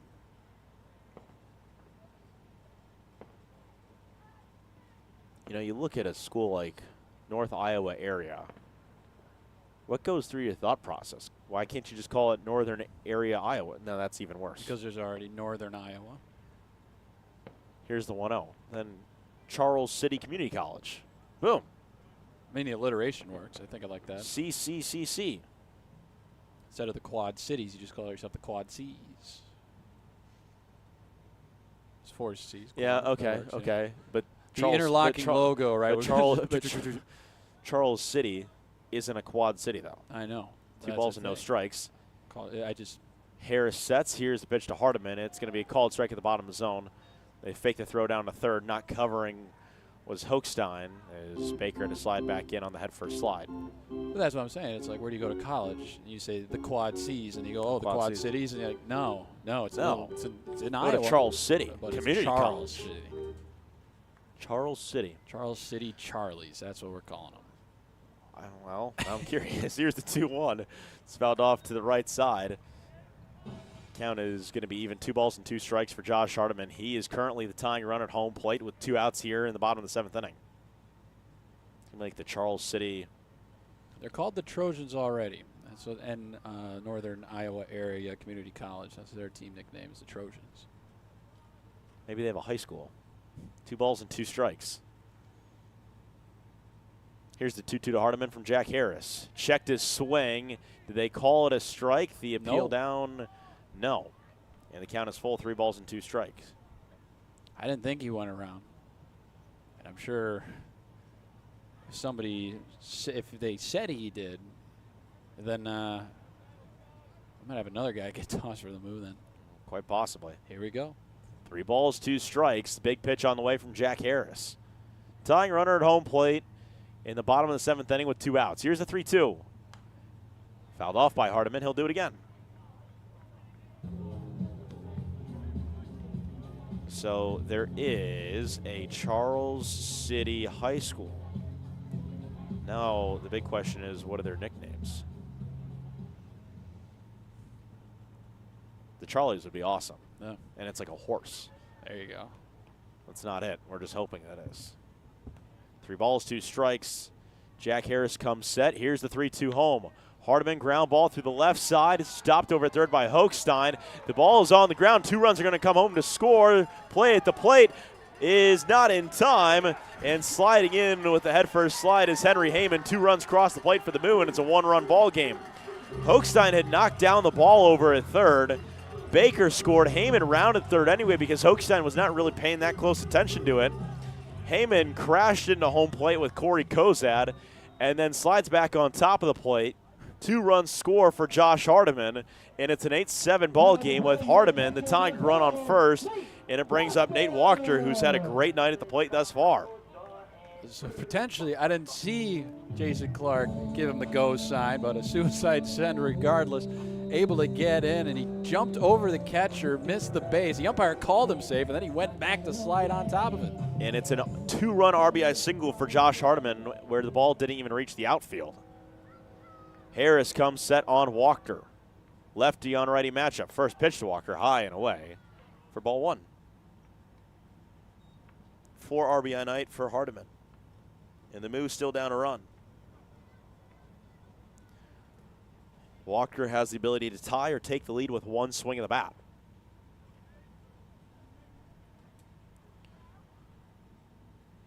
One ball, no strikes on Nate Wachter. Harris looks over at Hardiman. Here's the 1-0. It is a called strike, and it's 1-0.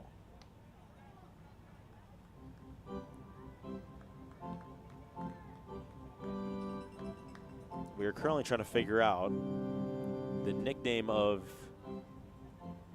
Charles City High School, what their nickname is.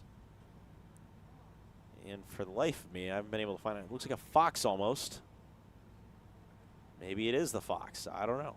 Fox is? I don't know. I'll find it out. I'll figure it out. 1 ball, 1 strike. Jack Harris comes set. Here is the 1-1.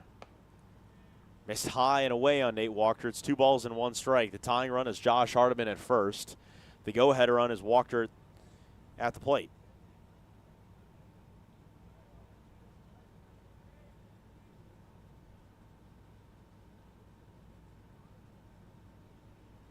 Two balls and 1 strike.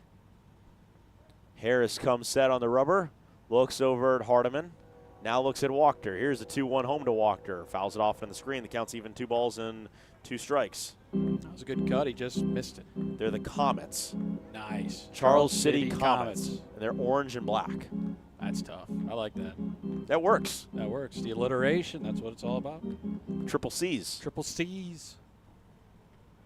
I don't know if you can do really a sign for that, but I don't know. That's it. That's like that's just like an E with an extra line in it. That's it all connects. What is it for music? It's the row of music. 2-2. Wachter 4? fouls it off. Yeah, code 4. That's not right. You just lied to me. Oh, you see rappers, they put up the 4. It's code 4. Everything's all right. No, what is it called? If anyone up here knows, Stanzas? Colby would know. It's a what? It's a bar. A bar? Oh, it's a musical. You throwing up a musical bar. It's a measure. It's a measure. Colby would know. He's in theater. 2 balls and 2 strikes. He was Peter Pan. That was tight. Colby doesn't know that I knew that, but I did. 2 balls, 2 strikes. Here's the 2-2 to Wachter. Missed inside. Hardiman's going to jet off for a second, and he'll get there safely. The count is now full. 3 balls and 2 strikes. Yeah, we pay attention to you, Colby. We're always supporting you. We want to see you be great. The Comets. Wonder if they've won anything. Not really. Their most recent title was golf on the girls' side. Hey! In 2013. Shout out to the Comets. And they won volleyball in 2012. They were Class 4A state champions in Iowa. They are in the Northeast Iowa Conference. If you're listening from Charles City, you're the fan of the night. You're the fans of the night. And There's why? more than 1. 3 balls and 2 strikes. Here's the 3-2 home to Wachter. Swing and a miss. Jack Harris strikes out Wachter, and that will end the Moo threat. However, they get 2 runs to cross the plate in the 7th inning, and it sends us to the 8th with the Moo still only down 1 run. 8-7 prospects on top of the Moo. We go to the 8th inning. We're on the Big Dog 98.9 FM, 1340 AM, BSDN live on YouTube. It's all part of the Moo Baseball Network. Welcome to Fremont and Dodge County, where we invite you to play, shop, stay, and eat. Dodge County is where your next outdoor adventure is at your fingertips. Did you know that downtown Fremont is also known as the antique capital of Nebraska? Fremont and Dodge County also has many fine hotels, campgrounds, and RV parks to suit any needs. We invite you to come and see why downtown Fremont has been named the most charming downtown in Nebraska by USA Today. Now that's what a solid piece of wood sounds like. Look just past that left field wall at Moeller Field, you'll see Christensen Lumber, a solid lumber company for over 100 years. And there goes another ball into the lumber yard. Professional builders know Christensen Lumber is their home run hitter for quality materials. More contractors and woodworkers will tell you Christensen Lumber is the best choice to find quality cuts of lumber. Since 1923, Christensen Lumber. It's where the pros go. 714 South Main, just past the left field wall at Moeller Field.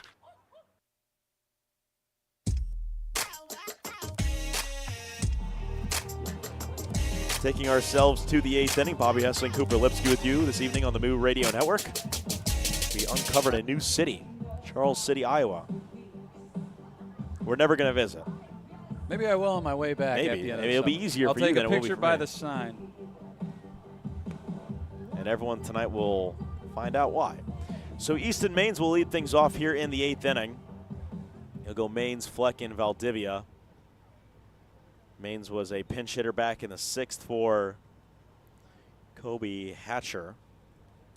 Maines struck out swinging in that 6th inning. He was the first strikeout victim for Parker Ott. Ott comes set at the rubber. And now his 3rd full inning of work. And the first pitch drops into the zone for a called strike on the breaking ball. It's 0-1.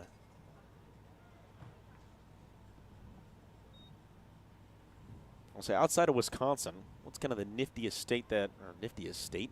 city you think you've driven through? What? Charles City? No, like when you've driven somewhere, what's like the niftiest city that you've like stopped at? 0-1 hammered into left field by Easton Maines, and it's going to be a leadoff single. I don't know. I've always liked the town of Independence. What state is that in? Wisconsin. Okay. I always thought it was a pretty city. What another? Well, you can't really go anywhere without hitting. If you want to go west in Wisconsin, you always got to go through Rochester, Minnesota. That's one that comes to mind. I've always loved all those towns surrounding Madison, Wisconsin. Leading things off, Ripken Fleck. Fleck comes up with 1 on and no one out. First pitch fouled off the left side out of play. 0-1 for Long. Strike one. Easton Maines is leading off over at first. If you ever find yourself in Wisconsin in the summer, always, Door County. It's by Green Bay, but it's just north of that. Yep. Know where really that pretty, is. Really pretty.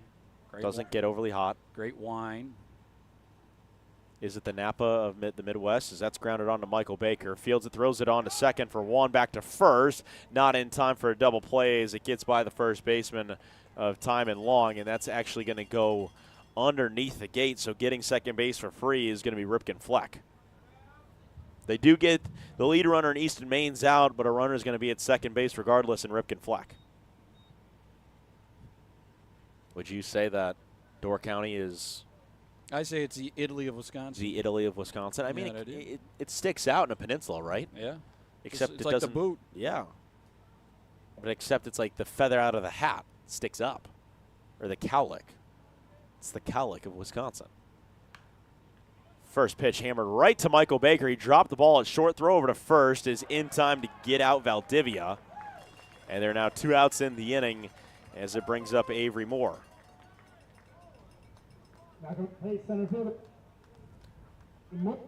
And they say Ripken Fleck grounded into a fielder's choice and then advanced on to second on the throw.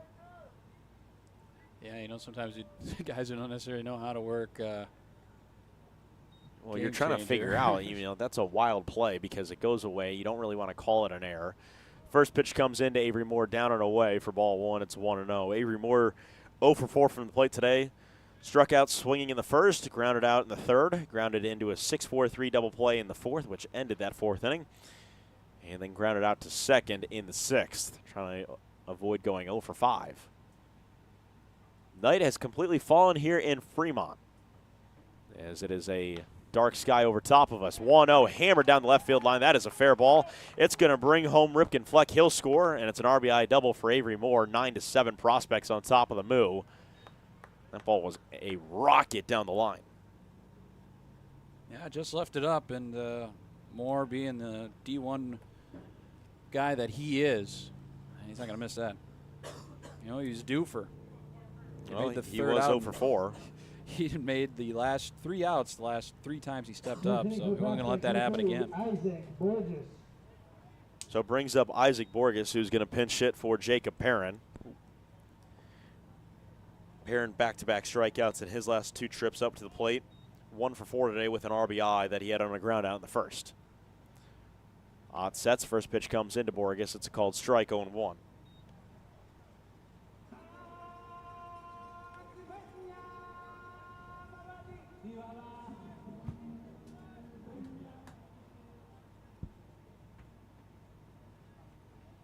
Odd sets. The 0-1 to Borges. Wave and a miss at it.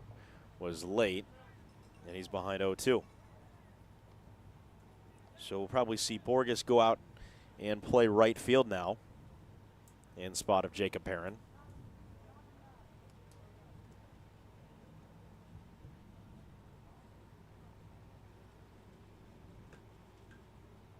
As here comes the 0-2. Called strike 3 at the bottom of the zone. A 3-pitch strikeout to retire Borges as he sits down looking. And that will bring us to the 9th inning. Or, no, that brings us to the bottom of the 8th. What am I saying? 5th strikeout for Parker Ott. We go to the bottom of the 8th inning. It will be Floyd, Jacobson, and Brzinski, the 3 due up in the bottom of the 8th. The prospects scratch another run across the plate. They're in front 9-7 on top of the Moo. We go bottom 8 on the Big Dog 98.9 FM, 1340 AM, BSD, and live on YouTube. It's all on the Moo Baseball Network.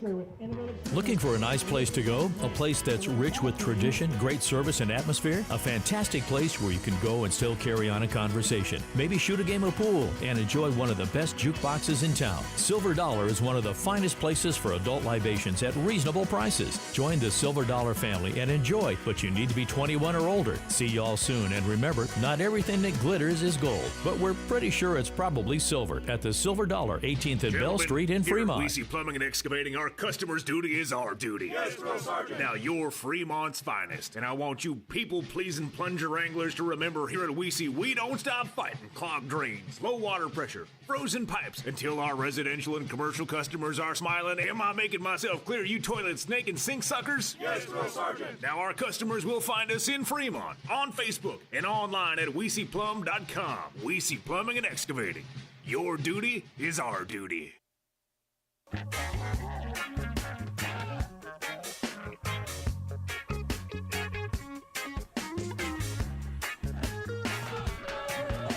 Go to the bottom of the 8th inning. Bobby Hessling, Cooper Lipsky with you this evening here on the Fremont Moo Baseball Network. BSD and live on YouTube if you're watching, and if you're listening on over the air, you'll be listening on the Big Dog 98.9 FM, 1340 AM, the Moo Mixler. That's the Moo Radio Network. But all of it together, the Moo Baseball Network. Brendan Floyd will lead things off 0 for 2 today with a pair of strikeouts and a walk that he had in the 6th inning.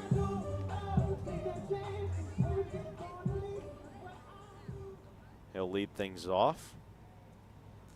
Still on the mound pitching is Jack Harris. If you missed it last inning, we were talking about North Iowa Area Community College in Charles City, Iowa, and did a deep dive of what happens in Charles City, Iowa. We uncovered that not a whole lot of anything other than they have a high school and they're the Charles City Comets. And they haven't won a state championship in anything in 12 years. That's okay. Maybe this year is the year. Brendan Floyd steps to the plate. And the first pitch he sees from Jack Harris is cut on and miss. 4-strike 1. It was a fastball in the outer half of the plate. Floyd, Jacobson, and Brzinski. At top of the order tonight has Brzinski's on-base streak in jeopardy, but he'll get another chance here in the 8th. 0-1 to Brendan Floyd. Misses high. The count's even 1-1. You know, and we always question with the pregame interview, at least I do. I don't know if you do, Coop.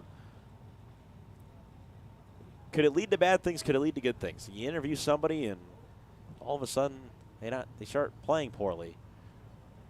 But sometimes they keep excelling.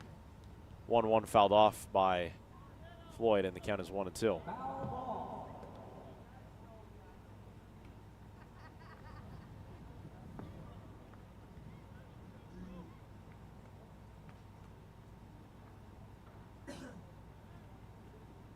One ball, 2 strikes. The lefty Jack Harris looks in on Brendan Floyd.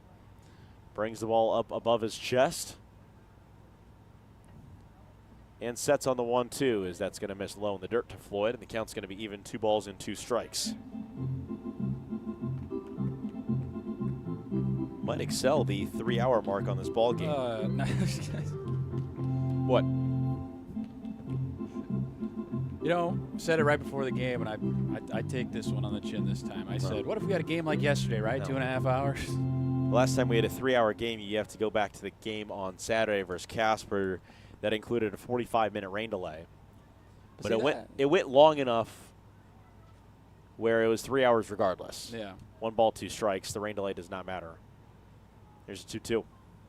It's tying away, and the count is 3 balls and 2 strikes. Prospects brought another run home, top of the 8th inning, extending the lead back to 2, and it's a 9-7 ball game. Harris again coming set. 3 balls, 2 strikes, looking for the first out in the bottom of the 8th inning. Here's the 3-2 home to Brendan Floyd. Fouls it off. Staying alive at the plate. The count's going to remain full at 3 balls and 2 strikes.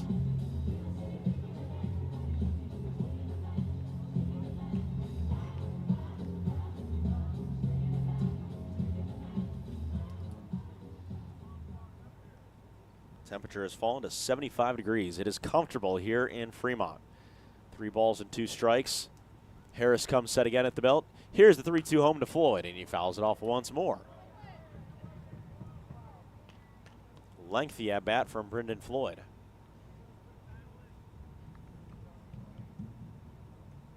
This is about to be the 8th pitch of the at bat from Jack Harris to Brendan Floyd. Plenty of counts have been worked. Lengthy today. 3 balls, 2 strikes. Here's the 3-2 home. It's going to miss outside for ball 4, and Brendan Floyd draws a leadoff walk.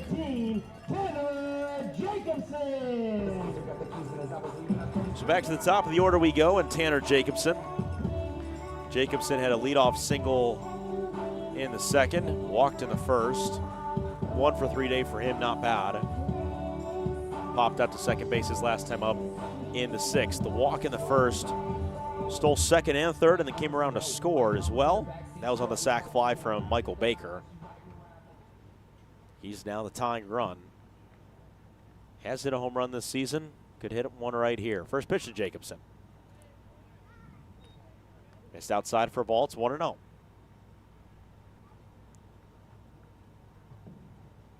What, he hit the 3rd home run at Moeller this year? I believe so. It was Shelley and Baker. Baker at the first. Shell Smith hit the second. I believe Jacobson was the 3rd. 1-0.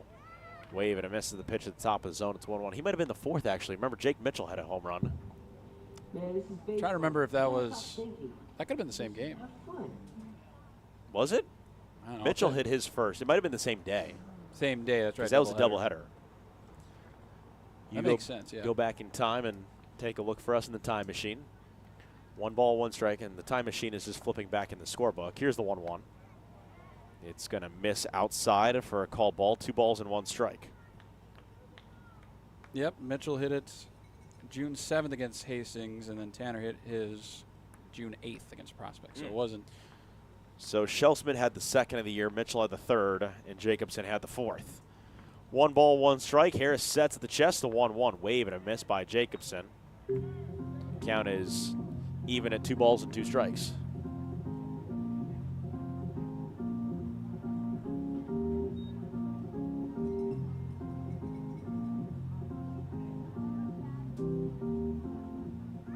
Brendan Floyd leads off at first.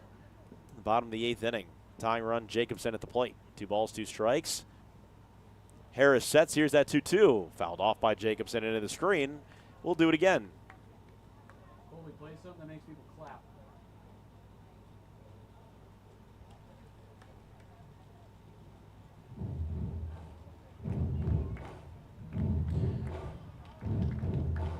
Fifth time to the plate for Jacobson, looking for a bit of a rally to start here in the 8th inning for the Moo. 2 balls, 2 strikes. Here's the 2-2. Runs inside on him, goes all the way to the backstop. Floyd's going to take off for second, and the count is full. 3 balls and 2 strikes.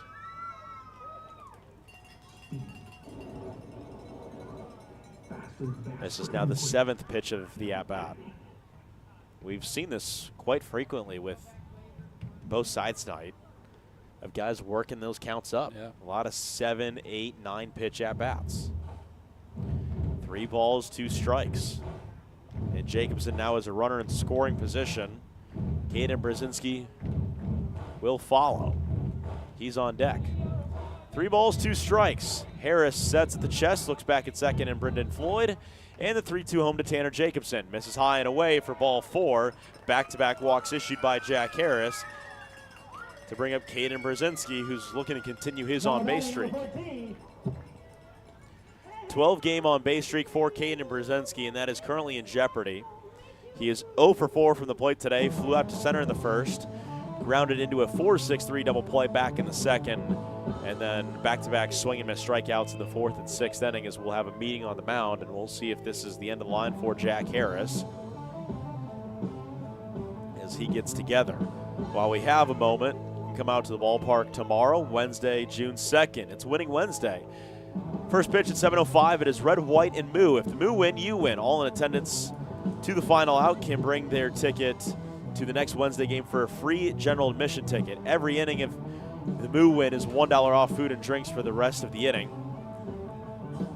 Tommy's Express Work Wash giveaways. Wear red, white, and blue. Get a half-price general admission ticket and bring your game ticket from last Wednesday if you were at the game for a free general admission ticket. Plenty of exciting things happening at the ballpark, and it's also, I believe, the first 100 kids get a free bomb pop as well. How do you pass that up? Like we said yesterday, where else would you want to spend the 4th of July week, right? Outside of a ballpark and a lake. We just need a lake in center field.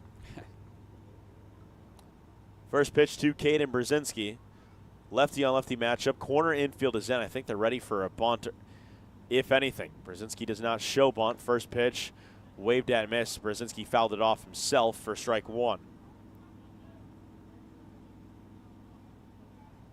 And that'd be a good time to really get into one, right? Lefty on lefty, leaves a hanging breaking ball or something, just drives it to right. Well, we keep mentioning it's close. I'll tell you, he's on the precipice. We talk about that Brzinski power. We know it's in the bat. Got on top of one a few times out in Casper. Runners at first and second, nobody out here in the 8th inning. Here's the 0-1. And it plunks Brzinski on the back, and the bases are loaded. The tying run is standing at second base. The go-ahead run will be standing at first, and it brings up Sevi Aguirre. 13 in a row for him now. Anyway, anyhow, get on, Brzinski. And Aguirre so far today, 2 hits for him. He's 2 for 3 last time up. He struck out looking. That led off the 7th inning. Brendan Floyd walked here in the 8th, put him on. Tanner Jacobson then walked in the 8th again. Obviously, it's this inning. Led things off with a walk, followed by a Jacobson walk. Brzinski hit by a pitch. That's how the bases are loaded here for Jack Harris. Tying run standing at second. Go-ahead run is at first. Here's the 0-1. My first pitch is rather going to be 0-1 or 1-0. 1-0. The first pitch to Aguirre missed outside. It's 1-0. 9-7 prospects on top of the Moo. However, nobody's out here in the bottom of the 8th inning, and the Moo have the bases loaded with a chance to tie and possibly take the lead. Harris sets. Here's the 1-0. Chopped onto second base. This should score the run. However, it might be 2. Flipped onto second for 1. Back to first. Not in time. Aguirre is safe. It scores the run of Brendan Floyd. It's a one-run ball game. Jacobson is safe at third. Brzinski is out at second, and it's an RBI fielder's choice for Sevi Aguirre and brings up Michael Baker.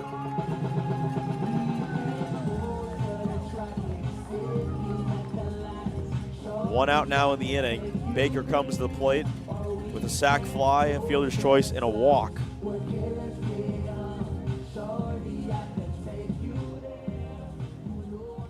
He is hitless tonight as well. Runners at the corners with one out. First pitch to Baker. Called for a strike. It's 0-1.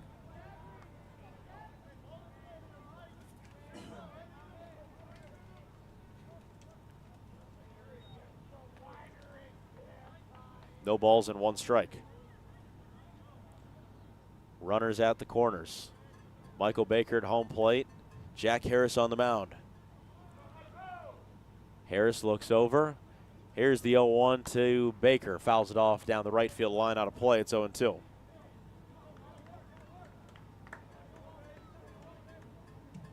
Baker steps out, takes a few practice swings.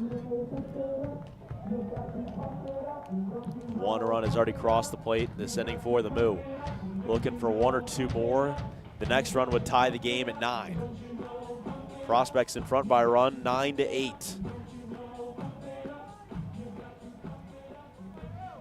Harris sets up by the chest with Aguirre leading off at first. And here's the 0-2. Baker pokes it out into right field. This could score the run. It's deep enough. And not able to make the catch out there in right field is Borges. A run comes home to score. Baker's going to take off for second. He'll reach safely, and this game is tied at 9. Michael Baker delivers with an RBI double into right field. Isaac Borges misjudged it and let the ball drop right by him in right field. And the go-ahead run is standing 90 feet away in Sevi Aguirre. And it brings up Timon Long. What a return to Mullen for him here. Get a base hit. Infield going to be in for the Prospects. Jacobson scores to tie the game at 9. And it's an RBI double for Michael Baker. And they're going to put him on. And they are going to intentionally walk the 2023 Independence League MVP and bring up Henry Heyman.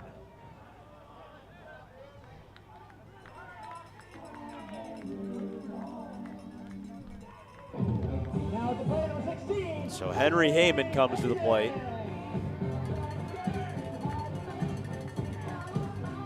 This is a prime opportunity to drive in a run for Heyman. If Heyman were to strike out, Hardiman is on deck. Still only one out in the inning. First pitch skied. This is on the infield.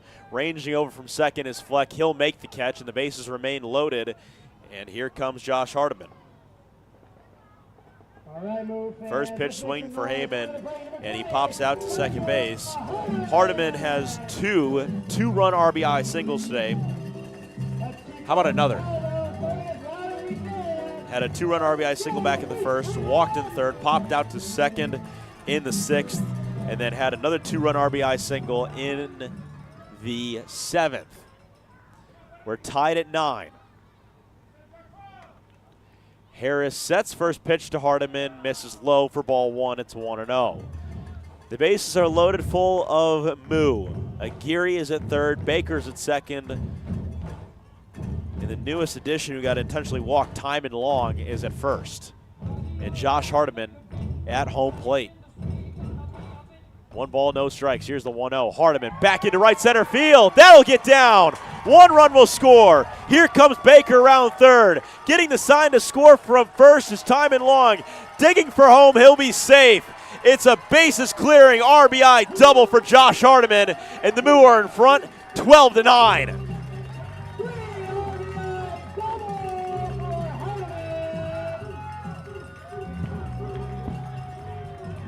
And it's 5 runs in the 8th for the Moo. And it brings up Nate Wachter. Aguirre scores, Baker scores, and Timon Long scores. Jack Harris has just been pelted. Hardiman clears the bases with one swing of the bat, and Nate Wachter steps to the plate with 2 outs, and Hardiman leading off at second. First pitch to Harris. Misses high from Harris to Wachter for ball 1.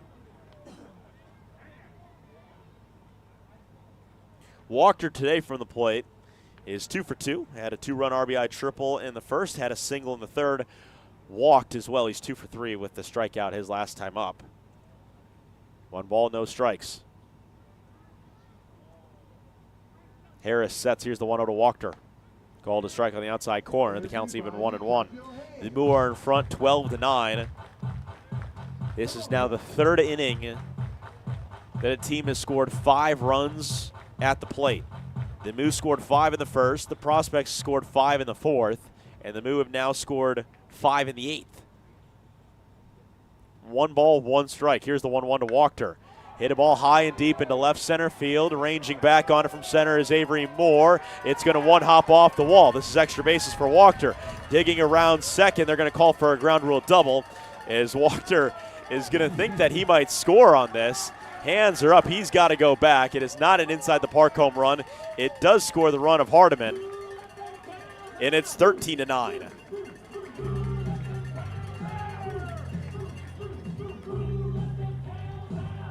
I'm about to say, Nate Wachter in those wheels, he was thinking home the entire time. I think regardless of even if that ball stayed in play. My goodness, swinging a great bat right now. Was that his 3rd hit tonight? 3rd hit of the night, 3rd RBI of the night as well, and now there's going to be a meeting on the mound and what could be the end of the line for Jack Harris, and it looks like it might be. Wachter's a homer shy of the cycle now. Well, let's see if we get that far. Let's see if we get that far. 13-9, and coming out of the ball game will be Jack Harris. Nicola French, who was the DH, is going to come out, and he is going to throw here in this 8th inning. We have a pitching change. We'll tell you all about Nicola French and his numbers on the other side. The Move scored 6 runs in the 8th. They're in front 13-9 on top of the Prospects. Here on the Big Dog, 98.9 FM, 1340 AM, BSDN Live on YouTube. It's all on the Moo Baseball Network. Kills Barbershop is the Sports Center Barbershop in Fremont. Be sure you look your best and get into Kills Barbershop, where you'll receive quality haircuts in a friendly atmosphere. Get a fresh cut, have them hot leather, and shave your neck. If you're looking for that special feel of a true barbershop, Kills is the place for you. They're open Tuesday through Friday, 8:30 to 5:30, and Saturday, 7:30 to 3. Kills Barbershop, 6th and Broad in downtown Fremont. They'll make you look your best. Find your purpose with work that matters. Methodist is hiring for clinical and non-clinical positions throughout our health system. Join a team that's making a difference and take advantage of a range of benefits like medical, vision and dental, flexible scheduling, and tuition assistance. To find all of our opportunities and apply online, go to bestcare.org/jobs. That's bestcare.org/jobs. Methodist, the meaning of care.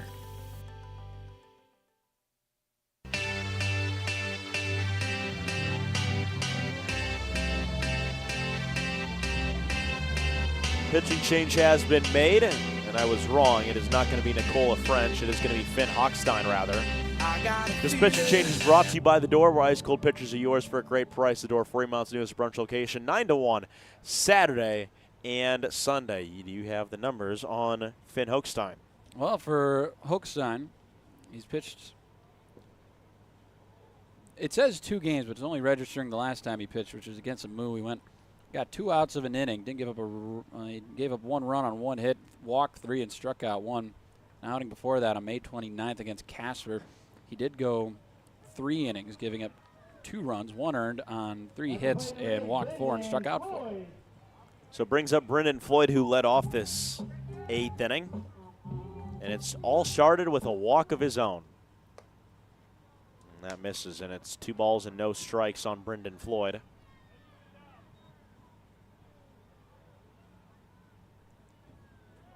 Right, 1-1 count, rather, pardon me.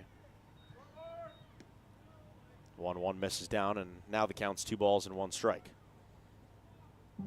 In the 9th for the Prospects, Aiden Martin, Corey Kozad, and Finn Hochstein will be the scheduled 3 due up. 2 balls, 1 strike. 2-1 is going to miss away, and it's 3-1. And it is Nicola French who is now at third. He is in place of Hochstein, who went to the mound. 3 balls, 1 strike. Runner leading off at second. It is Wachter. 3-1, drops into the zone. The count is full on Brendan Floyd. 3 balls and 2 strikes with 2 outs here in the 8th inning. 6-run 8th inning has just put the Moo in front. 3-2, missed at the bottom of the zone. And another walk for Brendan Floyd. 3 straight walks that he has drawn. And that brings us right back to the top of the order. And Tanner Jacobson, he walked earlier this inning as well. And he was the tying run that made this game 9-9. And you talked about how quickly the baseball can change in one game, just like that. This time a 6-run inning, and see if they can put us across a few more. Here's Jacobson. Jacobson with a shot down the left field line. That will get all the way to the wall. 1 run will score. It's Nate Wachter. Gets pinned underneath the wall. Floyd rounding third. He's going to stop and throw over to third. Did they get him? He did not. He slides in safely, and it's another RBI double for Tanner Jacobson. And that scores Wachter, and it closes the line on Jack Harris. Now at the plate, the right fielder, Kaden Brzinski. So it brings up Kaden Brzinski with runners at second and third, and the Moo are in front 14-9 now. If they score 5 more runs, I think we have a run rule. Just saying. Isn't that crazy? First pitch misses down for ball 1. The line for Harris is closed at 1 2/3, 5 hits, 9 runs. They were all earned, 4 walks, 3 strikeouts. 1-0 misses again. It's 2 balls and no strikes. Still 2 outs here in the inning. Second out of the inning came with Henry Heyman on a pop out. Since that, the bases clearing RBI double from Hardiman, the ground rule double of Nate Wachter. Brendan Floyd walked, and then Tanner Jacobson had an RBI double. Count is 3 balls and no strikes. Here's the 3-0 from Hochstein. It missed outside, and a 4-pitch walk to Kaden Brzinski. Second time he has reached this inning alone, and it brings up Sevi Aguirre. Aguirre walked in the first, singled in the second, singled again in the 5th. Had the RBI fielder's choice in the 8th inning, and here he is for the second time this inning. And he's got the bases loaded. Brendan Floyd at third, Jacobson at second as the first pitch comes in for a called strike, and Brzinski at first. Hochstein working very quickly. No chance to look away. Here is the 0-1.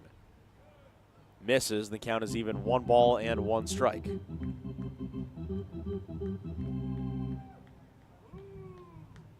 One. Aguirre down the left field line into the corner. 1 run will score. That's Floyd. Here comes Jacobson around third. Getting the sign to score all the way from first is Brzinski. He will. It's a bases clearing RBI double again, this time from Sevi Aguirre. When it rains, it pours. I mean, my goodness. I mean, how many hits is that in this inning? I mean, my goodness. I mean, a totally different team than what we saw. I mean, my goodness, all these runs from the – and we don't have enough runs. We scored 10 runs in the inning. 10 runs in the inning. It is 17-9. The Moo are on top of the Prospects. First pitch comes in to Michael Baker. He fouls it off into the screen. And so far tonight, as I just go down, and yep, everyone has scored again. Second time in 4 games that has happened for the Moo. 0-1 is going to be a called ball. The count's even 1-1 as a fireworks shot off. Well, I'll tell you what, there's going to be a lot of fireworks the next few days. And we're seeing a lot of fireworks on the field right now. 1-1, swing and a miss by Michael Baker. It's 1-2.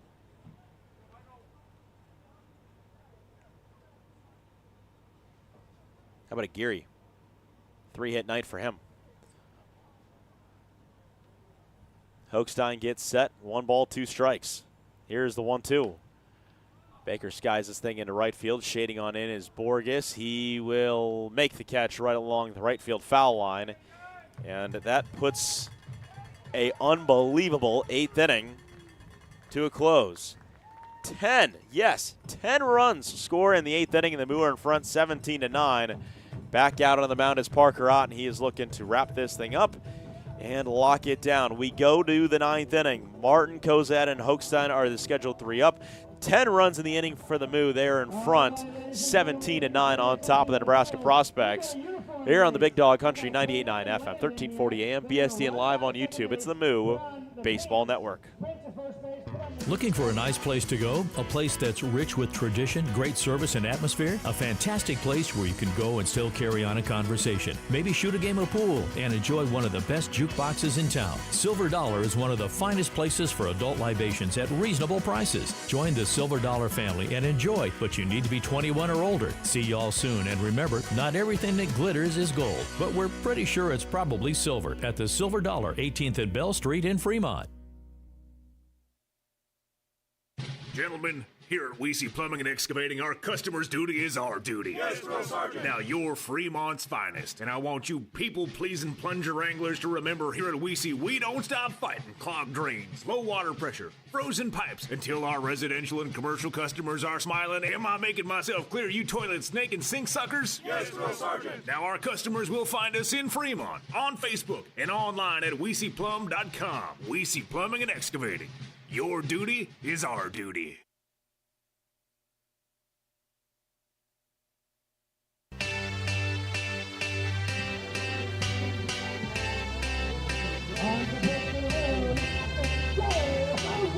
We go to the 9th inning, and Joe Hauser comes out of the bullpen, and he's looking for 3 outs in an 8-run ball game. Closing line on Parker Ott, going 3 innings, giving up 3 hits. 3 runs, 2 of them were earned, 2 walks, and 5 strikeouts. Not bad out of Parker Ott. Got a lot of help from his offense, however, who scored 10 runs in the inning. Yeah, that'll do. Yeah. That'll do.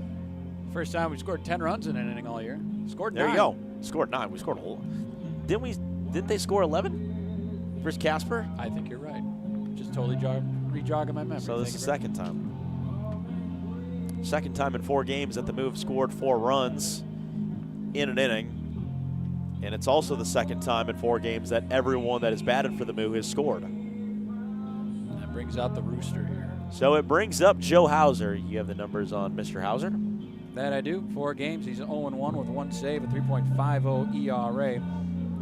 His last time against the Plains been 3 innings. Struck out 7 of the 12 batters he faced in that one. And here I think he's just out there to get some work. He hasn't had to pitch it quite a bit. That was back on June 18th. It's now July 1st. So I think he was initially getting warmed up to pitching a lot tighter of a game. And now he's got 8 runs to mess around with.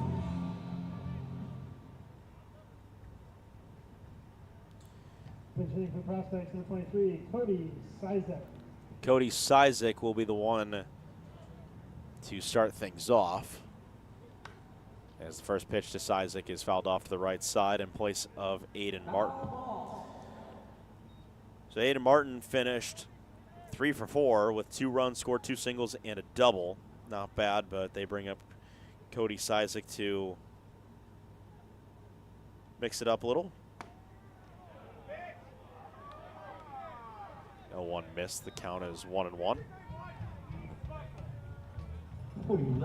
Just trying to get everything in order here in my book to make sure that I'm on the same page with everything, because that was just unbelievable. 1 ball, 1 strike. Here's the 1-1. Is called. Strike 3 at the bottom. Okay, we missed a lot of things. Strikeout. Strikeout. That's all that matters. There's 1 out in the inning. All right, I'm out. Sizek goes down. And it's the 12th strikeout of the ball game, and it brings up Corey Kozad.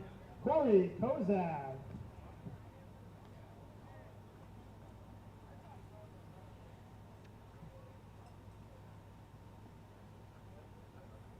Kozad has had himself quite the game. Thought he got tossed. He didn't. First pitch swung on and missed the bottom of the zone for strike 1. He is 1 for 4 from the plate today. I think we gotta start talking potential player of the game. Also, Rick Noski takes over at first now, defensively. That is the only defensive substitution that happens. 0-1 cut on a miss, and it's 0-2. I mean, you got Hardiman, who had 7 RBIs, Aguirre with 4 RBIs and 3 hits, Wachter with 3 hits, 3 RBIs. I'd say Hardiman. Hardiman right now, yeah. He had the go-ahead, yeah. The go-ahead one. 0-2. Scott in the air, foul to the right side. The count's going to remain no balls, 2 strikes.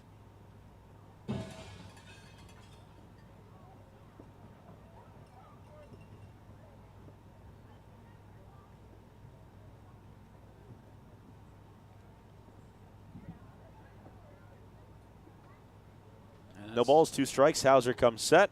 0-2 is going to miss low in the zone, and it's 1-2. But yeah, Hardiman 7 RBIs. It sets the team record on the season, previously held by Cooper Ficino at 5. Congratulations, Hardiman. He has how many RBIs? 1-2. Missed away. The count is even 2 balls and 2 strikes. 7. 7. I also feel comfortable closing line on Finn Hochstein. Went a third of an inning, giving up 2 hits. And tagged it for 3 runs. Here's the 2-2. Call to strike on the outside corner. Back-to-back Ks for Joe Hauser via the backwards K. And it brings up Finn Hochstein, who's scheduled to bat at least. Now batting number 14. It is going to be Hochstein. It is going to be Finn Hochstein with 2 outs. There's a 13th time today that the prospects have struck out. So Hochstein finishes his pitching line as he steps to home plate. First pitch to him. It is a called strike. It's 0-1. With a third of an inning, 2 hits, 3 runs. They were all earned. 2 walks. Struck out no one. No balls, 1 strike. Here's the 0-1. Hit well into left field. Just ranging over, not able to make a play on it is Brendan Floyd. He's going to pick it up as a 1 hops off the wall, and it's going to go for a long single for Hochstein. And it's going to bring up Nicola French. Now batting the designated hitter number 19, Nicola French. French so far was hit by a pitch and struck out looking back in the 7th, and is the last hope for the prospects if they want to start an 8-run rally. First pitch to French.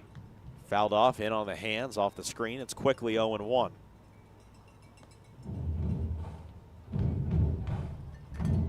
I would assume Ott's going to get the win here.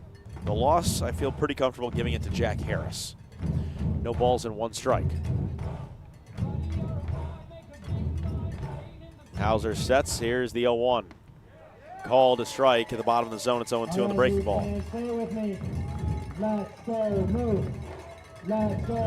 No balls, 2 strikes.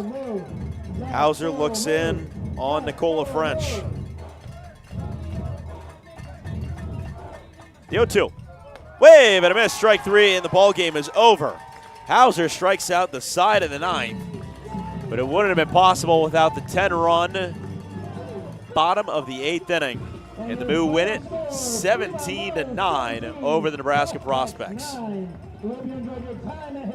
Were you worried at any point in this one? I was. I knew they were going to pull out with it.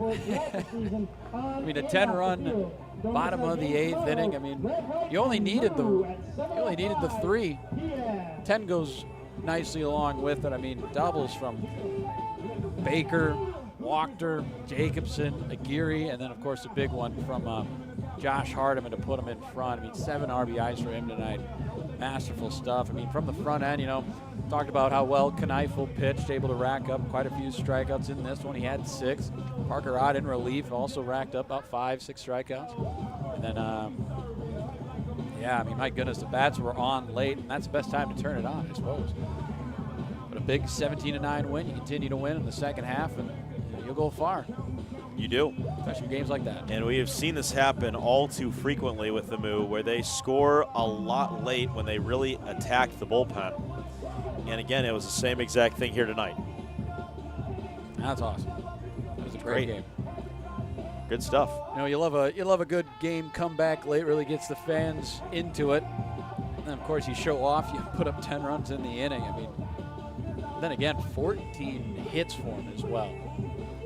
Great stuff at the plate. Now, what was that? 7 of those hits in just that 5 hits. What did you say? It was 5. 5 hits in that 8th inning, and there was a lot of walks, few hit by pitches, the fielder's choice. And the Moo just found ways to get on base. And look who is moseyed their way out onto the field. Connor McGonigal has changed out of the uniform and has put on a black T-shirt and some orange shorts and is currently standing talking with Jason Clark and Tyler Dunham. But we'll talk to you tomorrow, and the Moo will go for a 2-game series sweep over the Nebraska Prospects. And like that, the Moo are now 3-1 in the second half of the season. Best time to get hot, second half. Roll Moo. We'll talk to you tomorrow. Yeah, we got to get that interview. So, well, we'll talk to you tomorrow. You can see the interview on the Fremont Moo social media. I'm assuming the win is going to go to Parker Ott, so I'm going to give him the win. Game Changer won't update, so I'll make the call. Parker Ott gets the win. Jack Harris picks up the loss. The final line: Prospects 9 runs, 12 hits, 2 errors for the Moo. 17 runs, 14 hits, and 3 errors. Time of game: 3 hours and 18 minutes. And what a game it was across the board. Unbelievable stuff from the Moo tonight. And it was multiple times where we saw a team score more than 5 runs in an inning. It happened in the first with 5, happened in the fourth for the Prospects. They scored 5 of their own, and then 10 in the 8th. It is a 17-9 victory. The Moo grabbed the victory, and they are now 13-14 this season, and will try to get back to 500 tomorrow against the Prospects once more. Well, that'll do it for us. Once again, the final line for the Prospects: 9 runs, 12 hits, 2 errors. For the Moo, 17 runs, 14 hits, and 3 errors. For more information about tonight's game or any other information regarding the Fremont Moo and Independence League Baseball, you can log online to fremontmoo.com to find that information. For Cooper Lipsky, I'm Bobby Hestling. Final score once more: 17-9. 10 runs in the 8th inning catapult the Moo to a victory. And we'll look to get to 500 tomorrow. You've been listening to this presentation of Fremont Moo Baseball on the Moo Baseball Network, which consists of BSDN Live on YouTube, the Big Dog 98.9 FM,